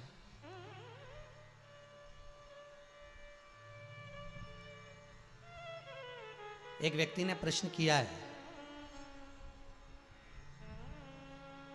विष्णु भगवान, भगवान ब्रह्मा और भगवान शंकर, इन देवताओं का लोगों ने विभाजन कर लिया। कोई कहता है नारायण धनपतियों के हैं, ब्रह्मा वेदपतियों के हैं और शिव गरीबों के। ऐसा नहीं है, शंकर सबका, विष्णु सबके, ब्रह्मा सबके। किसके हैं वो भी समझ लेना।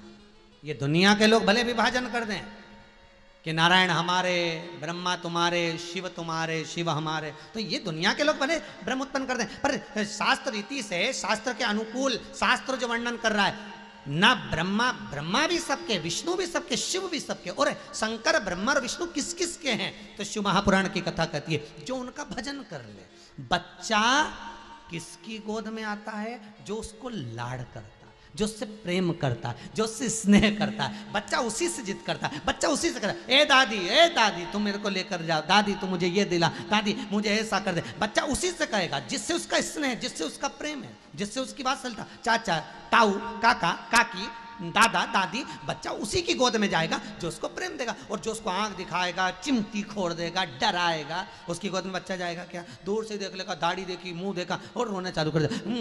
जब मुंह फेर लेगा बच्चा, इधर मुंह घुमाएगा, उधर घुमाएगा, और उसके पास नहीं जाएगा। बच्चे को प्रेम चाहिए। शंकर को, भगवान विष्णु को, भगवान ब्रह्मा को प्रेम चाहिए।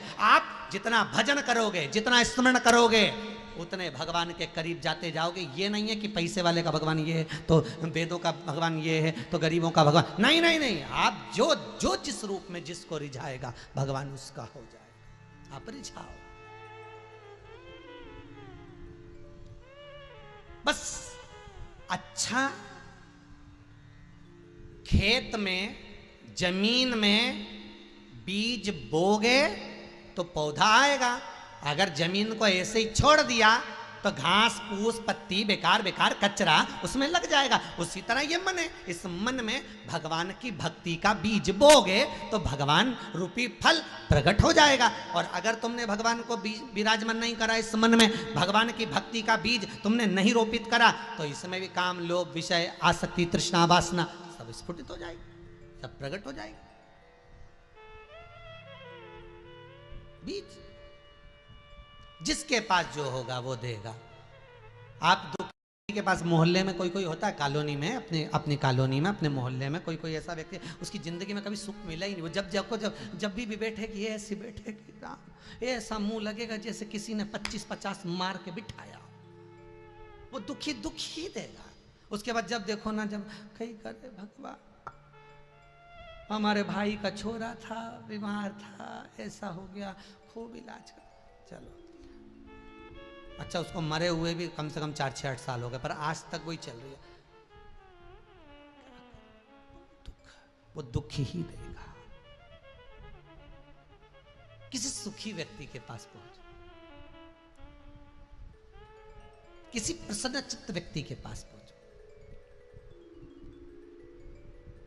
जिसके भीतर बहुत प्रसन्नता हो, बहुत प्रसन्नता। जब इस भारत की भूमि पर अंग्रेजों का राज्य था, मार्टन की पत्नी, उसकी नई नई शादी हुई थी मार्टन की,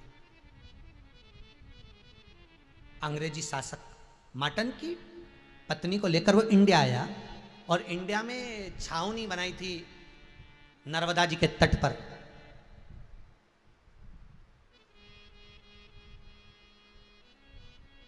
महेश्वर के पास छावनी बनी थी, मां एक शिव मंदिर। मार्टन गया था जब उसका युद्ध दूसरे देश में हो रहा था, मार्टन वहां चले गया। नई शादी हुई थी पत्नी को यहां छोड़कर, और उसकी पत्नी जो अंग्रेज की पत्नी होगी उसको किसी धर्म से मतलब ही नहीं होगा, पर एक मंदिर में से, शंकर के मंदिर में से शंख की आवाज, घंटी की आवाज रोज आती। इसके मन में आया, पति गया बहुत साल हो गया, 1.5 साल हो गया, आया नहीं अभी तक, बहुत दुख है मेरे पति। इसके मन में ग्लानि होती थी, बहुत दुख होता था। पति के पहले पत्र आते थे, पत्र आना भी बंद हो गए, अब दुख इस बात का है मेरा पति कैसा होगा। ये एक दिन मंदिर के सामने से निकल रही थी, और निकलते निकलते इस अंग्रेजन ने, मार्टन की पत्नी ने, मंदिर में से शंख की आवाज सुनकर अंदर गई। जाकर देखा तो कुछ लोग मंदिर में पानी चढ़ा रहे थे, लोटा भर भर के शंकर जी पे। इसने पूछा क्या है, उसकी भाषा में। पंडित जी ने बताया ये इष्ट देव है हमारे, इससे जो मांगते हैं वो मिलता है। मार्टन की पत्नी ने विचार करा हम किसी को नहीं मानते और ये पत्थर पर विश्वास करते हैं, एक विश्वास। मार्टन की पत्नी ने भी मन में सोचा और भगवान से विश्वास रखकर कह दिया। पंडित जी से पूछा कैसे भगवान प्राप्त होता है। उन्होंने कहा पार्थिव शिवलिंग का निर्माण करो, एक मट्टी का ऐसा या पत्थर उठाकर उस पर जल चढ़ा। मार्टन की पत्नी वही करने लगी, जिसका पत्र नहीं आता था। और एक बार 6 महीने तक जब वो क्रिया करती रही, मार्टन का पत्र आ गया। उस पत्र में लिखा कि मैं युद्ध में जीत गया हूं, 15 दिन बाद आ रहा हूं। मार्टन जब आया और पत्नी के साथ बैठा, तो पत्नी जब एक पत्थर की पूजन कर रही थी, तो मार्टन ने पूछा तू इंडिया कल्चर को ग्रहण कर लिया तूने, क्या कर रही है ये, इस गोल पत्थर की पूजन? आपको मालूम नहीं है, इसी से आप आए। मार्टन ने कहा जब मैं युद्ध लड़ रहा था, मैं अकेला फंसा हुआ था, मुझे मारने वाले बहुत सारे खड़े हुए थे। उस समय पर ना जाने क्या हुआ, अपनी पत्नी से अपनी किताब में लिखकर कहता है, एक मृग शेर की खाल पे ना हुआ एक लंबा सा कोई आया, बड़ी जटा थी उसकी, हाथ में उसके 3 बल का कुछ था, और मैं जब चक्कर खा रहा था, लोग मुझे मार रहे थे, तब उसने आकर सबको समाप्त कर दिया और मुझे ले जाकर एक जगह छोड़ दिया। ना जाने कौन था, और मैं आज जिंदा होकर यहाँ गया। मार्टन अपनी किताब में लिखता है, तो मार्टन की पत्नी कहती है ये शंकर ही था, ये शिव था जो बचाकर लेकर आ गया। एक अंग्रेजन के मन में भी अगर पत्थर के प्रति, जिसको वो पत्थर समझती थी, मात्र एक शिला समझती थी, उस पर विश्वास जागृत करा। भले नहीं जानती थी कि इसमें ईश्वर है कि नहीं है, बस विश्वास को जगाया, और वो शंकर ने चमत्कार दिखाकर उस अंग्रेज को जब वापिस ला दिया। तो तुम्हारे भीतर अगर ये शंकर का विश्वास होगा, तो ये कोरोना जैसी महामारी कहां प्रवेश करेगी साहब, कहां प्रवेश करेगी?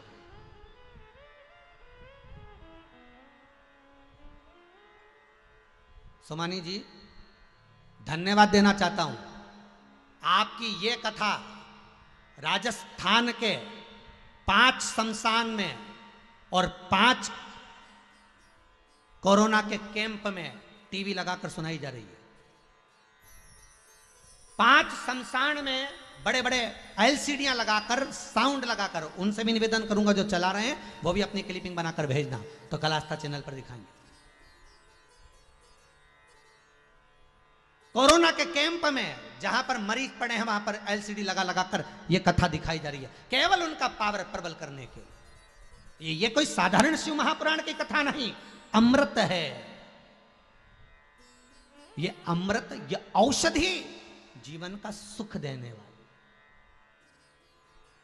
आज पूरा विश्व, मेरा भारत देश ही नहीं, पूरा विश्व शंकर की 2 बजे से 5 बजे तक की कथा। और आपसे भी निवेदन करूंगा, जो नहीं सुन रहे हैं उनको प्रेरणा दीजिए, उनसे कहिए ये शंकर की कथा है, 2 बजे से 5 बजे तक घर में बैठकर सुनो। नहीं घर में आ रही, मोबाइल पर सुनो, दिन में नहीं सुन सकते, रात में सुनो।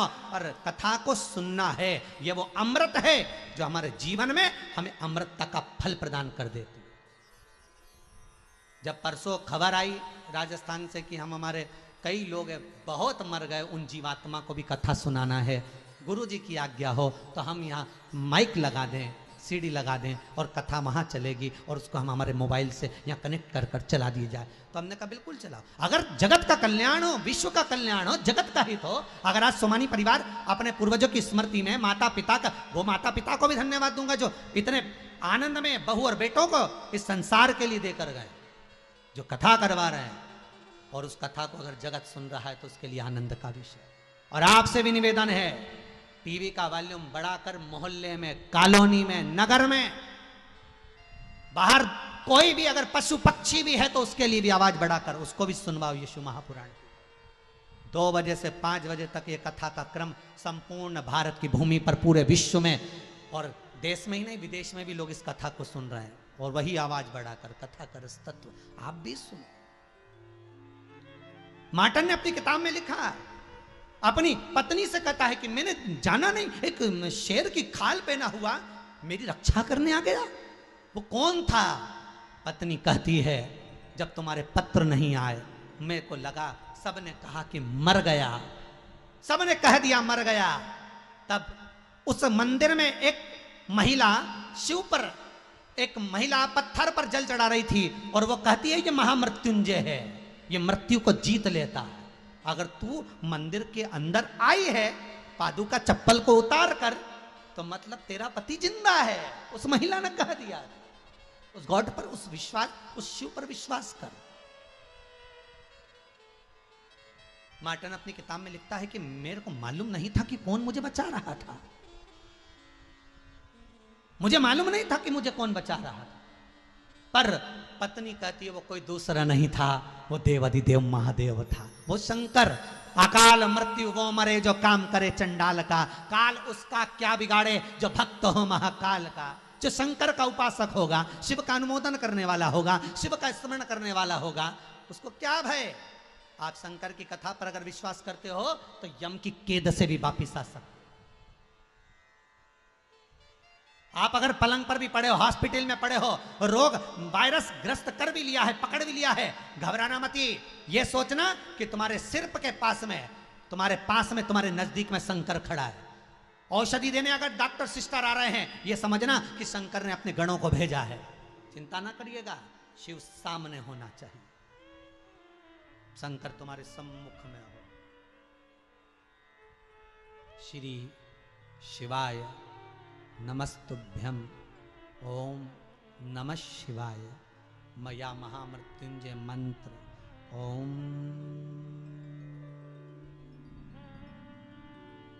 महामृत्युंजय मंत्र का विस्मय।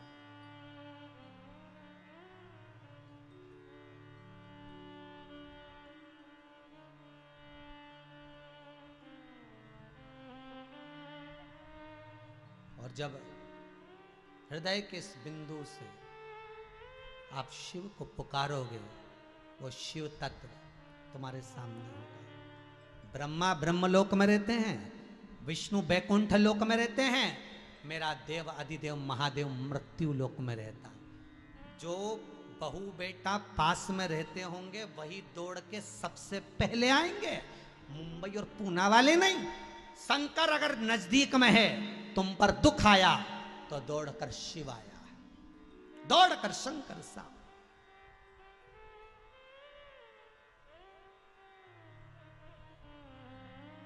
शिव सम और उसको पहचानना, उसको जानना। बहुत एनर्जी देता है वो, बहुत बल देता है।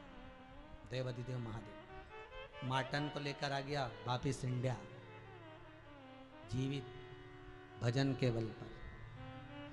एक लोटा पानी भी आप शंकर को चढ़ा रहे हो तो ये अमृत ही दे रहे हो। आप शिव को जितना दे रहे हो उतना आपको मिलना है। आप अगर गौशाला के लिए, वृद्धाश्रम के लिए, अन्न क्षेत्र के लिए यहां इस कुबेरेश्वर धाम में 1 रुपया भी अगर दान कर रहे हो, यह सोचकर मत करना वो तो खुद दे देगा, आपने तो दिया केवल, फिर मर्जी उसकी है उसने कितना दिया। और जिसने दिया वो लिख कर रखना कि कितनी तारीख को कितना दिया, और उसके बाद उसने कितना दिया उसी तारीख तक अगले साल तक अंदाजा लगा रखना कि उसने कितना दिया तुमको इस कुबेरेश्वर धाम के लिए जो तुमने दिया, इस गौशाला के लिए, वृद्धाश्रम के लिए, अन्न क्षेत्र के लिए तुमने दिया, उसका कितना मिला है। दान धर्म कभी कम नहीं होता साहब। तो जिसके पास जो होगा वो देगा। सुखी व्यक्ति के पास बैठोगे तो सुख देगा, दुखी व्यक्ति के पास बैठोगे दुख देगा। आप भ्रमित व्यक्ति के पास बैठोगे तो भ्रम फैलाएगा, भयभीत व्यक्ति के पास बैठोगे तो भय फैलाएगा। कई लोग होते ऐसे होते हैं, भय देते हैं, अरे ऐसा हो जाएगा, अरे बिल्कुल मत लगवाना वैक्सीन, यूं दुनिया के लोग डरा रहे हैं। सबसे पहला काम करो, वैक्सीन लगवाओ, समय आने पर जाओ और वैक्सीन लगवाइए, और उसके बाद में फिर दूसरा डोज का इंतजार कर कर फिर लगवाइए। दुनिया के लोग कहें ये कोरोना का पहला चरण चल रहा है, दूसरा चरण चल रहा है, फिर तीसरा चरण आएगा। अरे भाई, एक जगह व्हाट्सएप पे लिखा हुआ आया था दोनों चरण घर में रखो तो कोई सा चरण नहीं आएगा। ये 2 चरण अगर तुम्हारे घर के अंदर होंगे तो कोई चरण की जरूरत नहीं पड़ेगी। 2 चरण रखो घर के अंदर और पकड़ के रखो प्रभु के चरण, बस खत्म का। जब प्रभु के चरण पकड़ के रखोगे और अपने चरण अंदर रखोगे तो फिर कोरोना का बाप भी नहीं आएगा। क्या टेंशन है। हमारी गली तक आ गया महाराज, हमारे काका जी के यहाँ आ गया। हमारा क्या होगा? कुछ नहीं होगा। तेरा क्या होगा रे कालिया? होगा क्या? भजन करो प्रभु का, स्मरण करो, नाम जाप करो, मंत्र जपो, डूबे रहो शिव भक्ति में, डूबे रहो। जब लगे मन में तो भय देने वाला भय देगा, डराने वाला डराएगा, क्योंकि उसके पास जो होगा वही देगा। भय देने वाला तुम्हें भय देगा, ऐसा मत करना ऐसा हो जाएगा, और ऐसा मत करना ऐसा हो जाएगा, ऐसा हो जाएगा।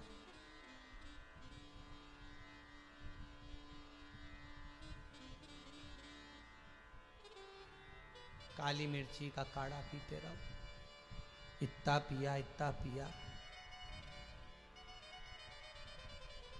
अब रोटी भी खाओ तो काली मिर्ची का ही स्वाद आए।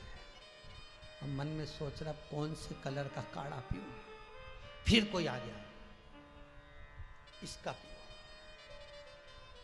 कोरोना के मरीज अगर 1000 हैं तो उसका उपचार बताने वाले 1 लाख है। हर रोज व्हाट्सएप खोलो, नया उपचार तुम्हारे सामने होगा। ऐसा कर, ऐसा कर, बेचारा कर करके निपट गया। भजन करो, शिव भक्ति में डूब जाओ, स्मरण करो, मुंह पर मास्क लगाओ, हाथ धोते जाओ और सोशल डिस्टेंसिंग का पालन करो, घर में रहो, कुछ मत करो, पर कुछ नहीं होने वाला, कुछ नहीं। जपो। ये जो कोरोना वायरस है ना, बड़ा विचित्र है। जैसे सब्जी लेने बाजार जाते हैं ना, तो सब्जी लेके आते हैं तभी सब्जी घर में आती है, उसी तरह एक कोरोना वायरस है। आप बाहर जाओगे लेके आओगे झोले में तभी आएगा,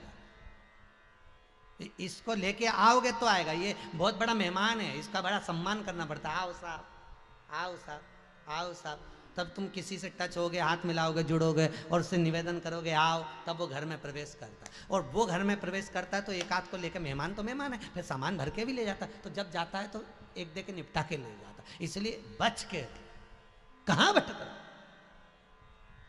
देवराज ब्राह्मण होकर ब्राह्मण बंध मैं कुल में जन्मा था, पर ब्राह्मण कुल से वंचित रह गया, ब्राह्मण कुल से, और नहीं कर पाया भजन, मर गया। पर बेलपत्री के पेड़ के नीचे प्राणों को त्यागा था, इसलिए शिवधाम को चला गया, शंकर के धाम को गया। अगला वर्णन आया, बिंदुक, जिसकी पत्नी का नाम चंचू। कभी भजन नहीं करा चंचूला देवी रे, ऐसी कहीं कहीं की। इनको कितना ही क्यों की कथा सुन ले बेटा, भजन कर ले, स्मरण कर ले। गर्भ में बच्चा रहे तो बहुओं को माताएं कहती हैं देख रामायण पढ़ ले, भागवत जी पढ़ ले, गीता जी पढ़ ले, नहीं। और डॉक्टर ने कह दिया बेड रेस्ट, तो बैठ रहे, सामने टीवी लगी, कथा सुन नहीं रही, बस केवल दिन भर मोबाइल और वो टीवी में भी वो सीरियल, नाटक, और ऐसे नाटक देखे कि औलाद पैदा हुई तो ऐसी नौटंकी पैदा हुई कि 2 मिनट तक नहीं बैठ जाए, कभी सोफा पे चढ़े, कभी वहाँ चढ़े, कभी वहाँ चढ़े, कभी रोए भी तो ऐसी आंख में एक आंसू नहीं आए, क्योंकि वो नाटक देख के पैदा हुई नौटंकी। 1 मिनट तक मुझे ये नहीं भाई, मुझे ये नहीं भाई, मैं ये नहीं खाऊं, मैं ये नहीं खाऊं। फिर उसकी अम्मा बोले मेरे प्राण खा जा, तब फिर चंचुला देवी का मन नहीं लगता था भगवान में। बिंदुक वो भी ब्राह्मण था, गया चोरी का धन लेकर आ रहा था, कहीं से लेकर जा रहा था, पानी में कूद कर मर गया, गिर गया, उसको मालूम नहीं कि सामने कुआं था, मर गया। सर्प के डसा हुआ, नारी के हाथ से मरा हुआ, पानी में डूब कर मरा हुआ, इसकी मुक्ति नहीं है, मोक्ष नहीं है, इनके लिए प्रेत की योनि। भटक गया, प्रेत योनि में पड़ गया। चंचुला को मालूम पड़ा, पति प्रेत योनि में पड़ा, उसके लिए क्या करूं मैं। गई और गांव के लोग जा रहे थे सारे विश्वनाथ का स्मरण करने में। काशी, अभी मुक्त नगरी काशी, मोक्ष नगरी काशी, जो भगवान शंकर के त्रिशूल पर बसी हुई है काशी, वहां जा रहे। और जब गांव के लोगों से पूछा कि तुम कहां जा रहे हो, किस जगह पर जा रहे हो, तो कहा काशी जा रहे हैं। तो इसका मन करा कि मैं भी काशी जाऊं, मेरा भी मन करता है कि मैं भी काशी का स्मरण करूं, मैं भी काशी का अनुमोदन करूं, मैं भी काशी जाऊं।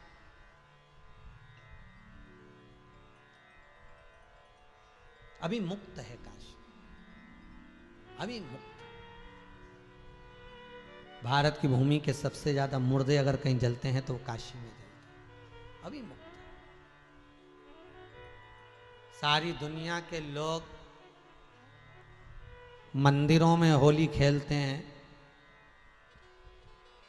और काशी के पंडा चिताओं से होली खेलते हैं। मेरा शिव मसाने में होली खेल, अभी मुक्त है काशी, मोक्ष।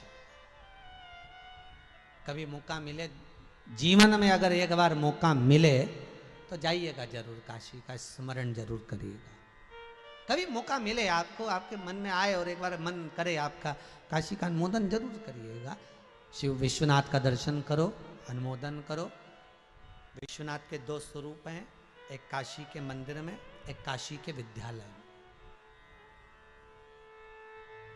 2 जगह पर विश्वनाथ का स्वरूप है, एक काशी मंदिर में, एक काशी के पुराने विद्यालय में, वही विश्वनाथ का स्वरूप। उसका स्मरण करो। काशी के जितने उपलिंग हैं, शनि महाराज द्वारा, मंगल देव द्वारा, बृहस्पति द्वारा, शुक्र द्वारा, तीर्थंकरों द्वारा जो वर्णन किया, जो तीर्थ आदिक सारे जितने भी तीर्थ हैं, बद्रीनाथ, केदारनाथ, यमुनोत्री, गंगोत्री और वृंदावन, गोकुल, बरसाना, मथुरा, आदिक जितने तीर्थ हैं, वो भी वहाँ आकर विश्वनाथ का अनुमोदन करें। विश्वनाथ की स्थापना, कई शिवलिंग है काशी में, बहुत सारे शिवलिंग है, आप उसका दर्शन करें, आप उसका स्मरण करें। गई काशी, कथा सुन रही, कहीं चल रही होगी और मन लग गया थोड़ा सा कथा सुनने में, और कथा सुनने में थोड़ा सा मन लग गया। गंगा जी नहाकर आ रही थी, कहीं पांव फिसल गया, प्राण छूट गए, घाट पर ही मर गए, प्राण छूटे।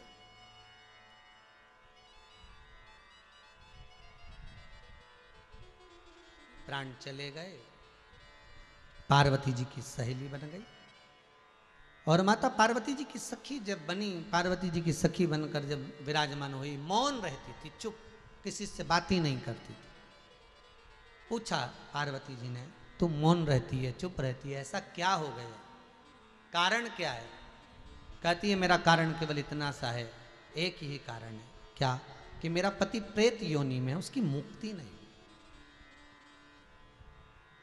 यदि आपको मनुष्य की देह मिली है मानव का शरीर मिला है, निवेदन करूंगा अगर ये मनुष्य का शरीर मिला है तो एक बार शंकर का अनुमोदन कर कर आप अपने कुल के जीवों को भी तार सकते हो। चंचुला देवी कह रही है, मुझे दुख इस बात का है कि मेरा पति प्रेत योनि में पड़ा है और उसकी मुक्ति नहीं हो रही। उसकी मुक्ति का उपाय क्या है? उसका मोक्ष कैसे? पार्वती जी बोली, इतनी सी बात के लिए दुखी हो रही है? एक काम कर, देव ऋषि नारद के पास जा और कहना पार्वती जी ने कहा है शिव महापुराण की कथा करनी। देव ऋषि नारद जी के पास गई तो नारद जी तो बोले, भाई मेरे को तो श्राप लगा है, मैं एक जगह नहीं बैठ सकता, तो मैं कथा कैसे कहूँगा? हाँ, मेरा मित्र है तुमरू का, मेरे जैसा दिखता है, वीणा भी हाथ में, करताल भी है, बस घोड़े का मुंह लगा है, घोड़े का मुख लगा है। देखिए, शंकर के भगत नंदी बहुत सुंदर थे। शिव का जो नंदी है बड़ा सुंदर था, मनुष्य की आकृति थी, ब्राह्मण के घर में जन्मा था और इतना सुंदर। पर भगवान शिव के, जब भगवान शंकर ने कहा क्या चाहते हो? आपका गण बनना चाहता हूं। अच्छा, मेरे पास में रहना चाहते हो? हाँ, पर तुम इतने सुंदर हो कि देवलोक की अप्सराएं तुम पर रिझित होंगी और तुम्हारे पास दौड़ दौड़ कर आएंगे। नंदी कहता है तो एक कृपा कर दो, ये सुंदरता मुझे चाहिए ही नहीं, आप तो बेल का मुंह लगा दूंगा। नंदी को बेल का मुख लग गया। शिव का भगत, ये शंकर का भगत तुमरू का देव ऋषि नारद से भी ज्यादा सुंदर था, देव ऋषि नारद से भी ज्यादा अधिक प्रबल सुंदर। तो एक बार शिव सम्मुख में आए, क्या चाहते हो? बस आपका होना चाहता हूँ। भगवान की इतनी सुंदरता रखकर मेरे पास में कैसे रह सकते हो? अगर कोई दर्शन करने आया, पूजन स्मरण करने आया, मंत्र जाप करने आया, उस पर आप पल्लवित होगा। मेरा घोड़े का मुख कर दो, घोड़े का मुख लगा दो। इस काया की अभिमत्ता ना रहे, अहंकार ना रहे। ये कोरोना महामारी ने दिखा दिया कि ये जो अहंकार वाला जीव है ये टिक नहीं पाए। क्या है ये शरीर, कितना कितना संभाला, फिर भी चल।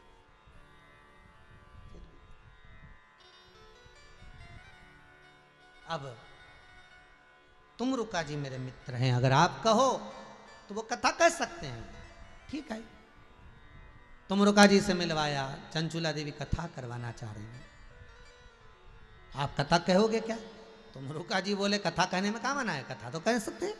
पर दिक्कत इतनी सी है, कथा का जो पूजन करेगा, जो पोथी का स्मरण करेगा, वो जोड़ा होना चाहिए, और चंचुला देवी तो अकेली, फिर जोड़ा कहां से आएगा?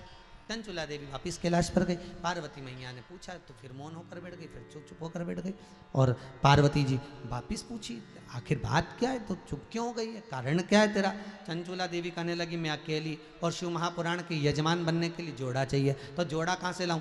पार्वती जी बोली, इतनी सी बात है, सारे जोड़े बनाने वाला हो शंकर, और शंकर से तू कह दे कि जोड़ा तुम बना दो, वो बना सकता।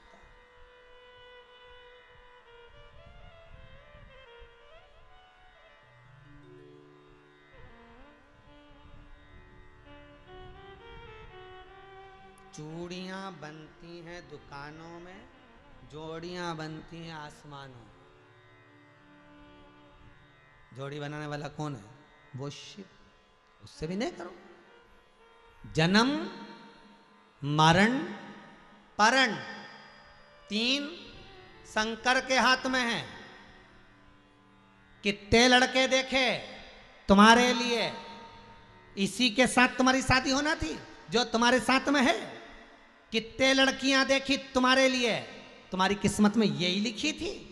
कितने बायोडाटा निकाले, कितने फोटो आए, कितने टटोले गए, कितनी पत्रिका मिलाई, कहीं का मंगल ऊंचा, कहीं का मंगल नीचा, किसी का राहु ऊंचा, किसी का केतु नीचा, कोई हाइट ऊंची, कोई नीचा। कितने लड़के कितनी लड़कियां देखी, पर तुम्हारी किस्मत में यही लिखा था, और तुम्हारी किस्मत में यही लिखी थी, क्योंकि उसने लिखा है तो उसी के साथ होगा जिसके साथ उसने लिख दिया, जिसने लिखा।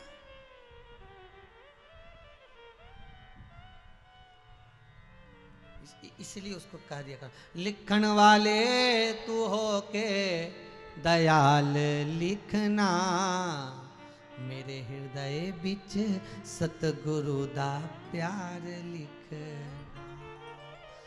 नैनों पे लिखना दर्शन गुरु का, नैनों पे लिखना दर्शन गुरु का, वाणी पे गुरु जी का नाम लिखना, मेरे हृदय बिच सतगुरु दा प्यार लिखना, लिखण वाले तू हो के दयाल लिखना, मेरे हृदय बिच सतगुरु दा प्यार लिखना, पाँव पे लिखना जाना गुरुद्वारे,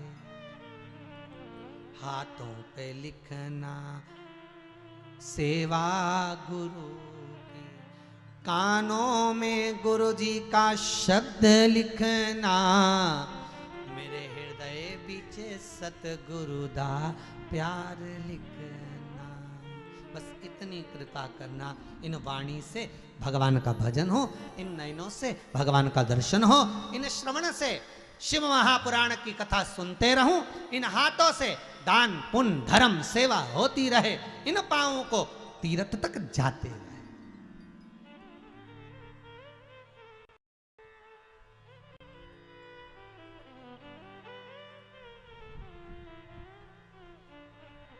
शंकर जी ने भी सोचा होगा 2 साल से केदारनाथ जी का पट बंद है, पट तो खुलते हैं पर दर्शन बंद है, पिछले साल भी नहीं हुए, इस साल भी नहीं हुए, पट तो खुले भगत नहीं जाएंगे। तो किसी ने सोचा कि शंकर जी से पूछा जाए कि आखिर तुम्हें ऐसा क्यों करा, अपने भक्तों को क्यों रोका। तो शंकर जी से कोई पूछता तो शंकर जी एक ही बात कहते, देखो जो भी आता है ना घोड़े पे चढ़ चढ़ के आता, खच्चर पे बैठ बैठ के आता, पालकी पे चढ़ चढ़ के आता, मुझे बहुत बुरा लगता है। अब मैंने चलनी लगा के सबको छान दिया, अब जिसकी ऑक्सीजन प्रबल होगी वही चढ़ के आएगा, बाकी के सब तो निपटा दिया।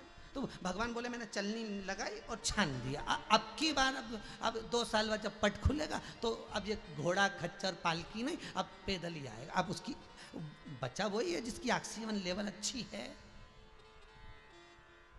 तो कोई पूछे केदारनाथ जी थे तो केदारनाथ जी बोल देते हैं अभी चलनी लगी हुई है, अभी देखा जा रहा है कि अगले साल किस किस को दर्शन देना है। अब घोड़ा खच्चर और पालकी नहीं, अब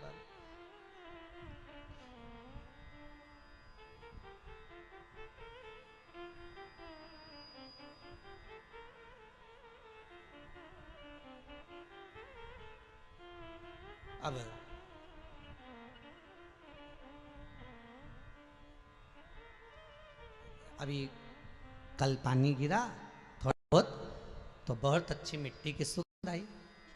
तो हमने भगवती महाराज से पूछा कि अरे भगवती सुगंध आई तेरे को? भगवती बोला गुरुजी बहुत अच्छी है। हमने कहा बस तो तेरे को कोरोना जैसी बीमारी, क्योंकि सुगंध आना चाहिए। अब लगता है कि मिट्टी की सुगंध आई है मतलब कोई बीमारी नहीं। फिर एक से पूछा सुगंध आई तो कि काई की, तो कि मिट्टी की। हाँ थोड़ी थोड़ी आ रही। तुमने कहा तू जांच करा, थोड़ी थोड़ी आ रही तो तू जांच कर। प्रभु ये सैनिटाइज बरसा कर कह रहा है कि सुगंध आ रही कि नहीं आ रही, जरा देख लो, आनंद आ रहा है कि नहीं आ रहा, जरा चेक करा जाए। स्मरण किया, मुस्कुराते रहो, अपनी जिंदगी को मस्त जियो, रो कर नहीं।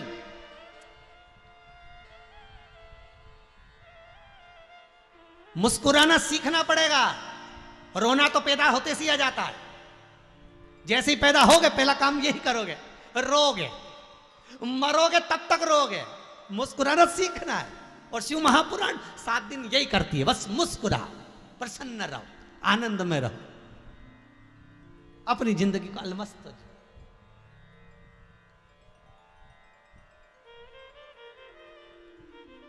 अब चंचुला देवी बोली मैं क्या कर सकती हूँ। पार्वती जी बोली शंकर जी से कहे, जो दुनिया में सबकी जोड़ी बनाए वो शंकर।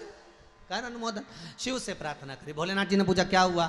कथा करवाना। तो अब जब कोई नहीं सुने और तुम्हारा मन करे कि कथा करवाना है तो तुम अब पूछ लिया समिति वालों से तारीख खाली है क्या, नहीं है, फिर किससे किया? शंकर जी से। तो उन्होंने ऐसी तारीख खाली करी कि 23 में मिलने वाली थी ये सोमानी जी को कथा, मालूम पड़े अभी मिल गई। तो इन्होंने एक ही काम करा, आप समिति वालों से नहीं पूछना, आप तो उससे पूछना। तो इन्होंने कहा उससे पूछे आप, तो इन्होंने वही करा।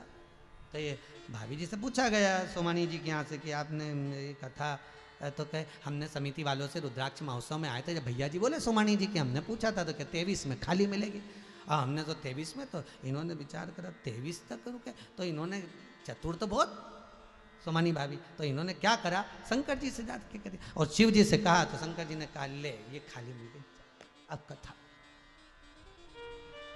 शिव भजन, शिव स्मरण, शंकर का अनुमोदन, शंकर की लीला का स्मरण, ये सुख का आनंद है। शिव जी के पास जा चंचुला, कोई नहीं कहेगा तो शिव कहेंगे। शंकर से कहा मुझे कथा कर, शंकर जी बोले कथा करवाना है, हाँ तो कहा ठीक है तुम तैयारी करो कथा की।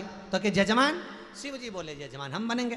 शंकर और पार्वती, शिव और पार्वती दोनों यजमान बने। महाराज इतने सुंदर मेरे शंकर और पार्वती तैयार हुए, इतना सुंदर श्रृंगार करा कि ईश्वर जी और गोरा जी गणा और गौर बनकर प्रकट होते हैं। देवऋषि नारद ने पूछ लिया, देवऋषि नारद कह रहे हैं कि प्रभु इतने सुंदर तो आप शादी में भी तैयार नहीं हुए, तो इतने सुंदर आज तैयार हो। शंकर जी बोले अब कथा सुनने जा रहे हैं तो हमारी कथा हम स्वयं श्रवण करें, तो सुंदरता का भाव तो होना चाहिए। श्रृंगार। फिर निवेदन है, कथा सुनने के लिए बैठो तो भले सज धज के बैठे ना बैठे, पर इस मन का श्रृंगार होना चाहिए। भक्ति का सुरमा में आंखों में लगाऊं, दुनिया से नाता तोड़ उनकी हो जाऊं, और गुरु को बुला के मेरे फेरे तो डला दो, मुझे भोले बाबा की दुल्हन बना। ऐसा शिव का भजन, शिव का स्मरण, शिव का अनुमोदन, शिव की चर्चा का रस तत्व मार और कुछ। शंकर पार्वती प्रकट हो गए। देवऋषि नारद कहते इतना सुंदर आपका स्वरूप है प्रभु, बस इतनी सी विनती है, आप ईश्वर जी और गोरा जी का ये जो दर्शन मैं कर रहा हूं, सजने में आपको 16 दिन लगे। इस दर्शन को जो मैंने करा है मेरी जिंदगी में, ये दर्शन सदा विराजमान हो। शंकर पार्वती ने कहा सौभाग्यवती नारियां मृत्यु लोक में ईश्वर जी और गोरा जी का पूजन अखंड सौभाग्य को धारण करने के लिए करेंगी। इस ईश्वर और गोरा का स्मरण करेंगी। भगवान गणा और गौर बने, ईश्वर जी गोरा जी बनकर विराजमान हुए। ऐसे भाव से चंचुला देवी, शिव और पार्वती भाव से शंकर जी की कथा का रसपान करने के लिए सुंदर आनंद के साथ सीधे तुमरुका जी के यहाँ चल दिए। और कथा को कैसे सुनते हैं कल की कथा में स्मरण करेंगे। आज की कथा को यहाँ विराम देते हैं।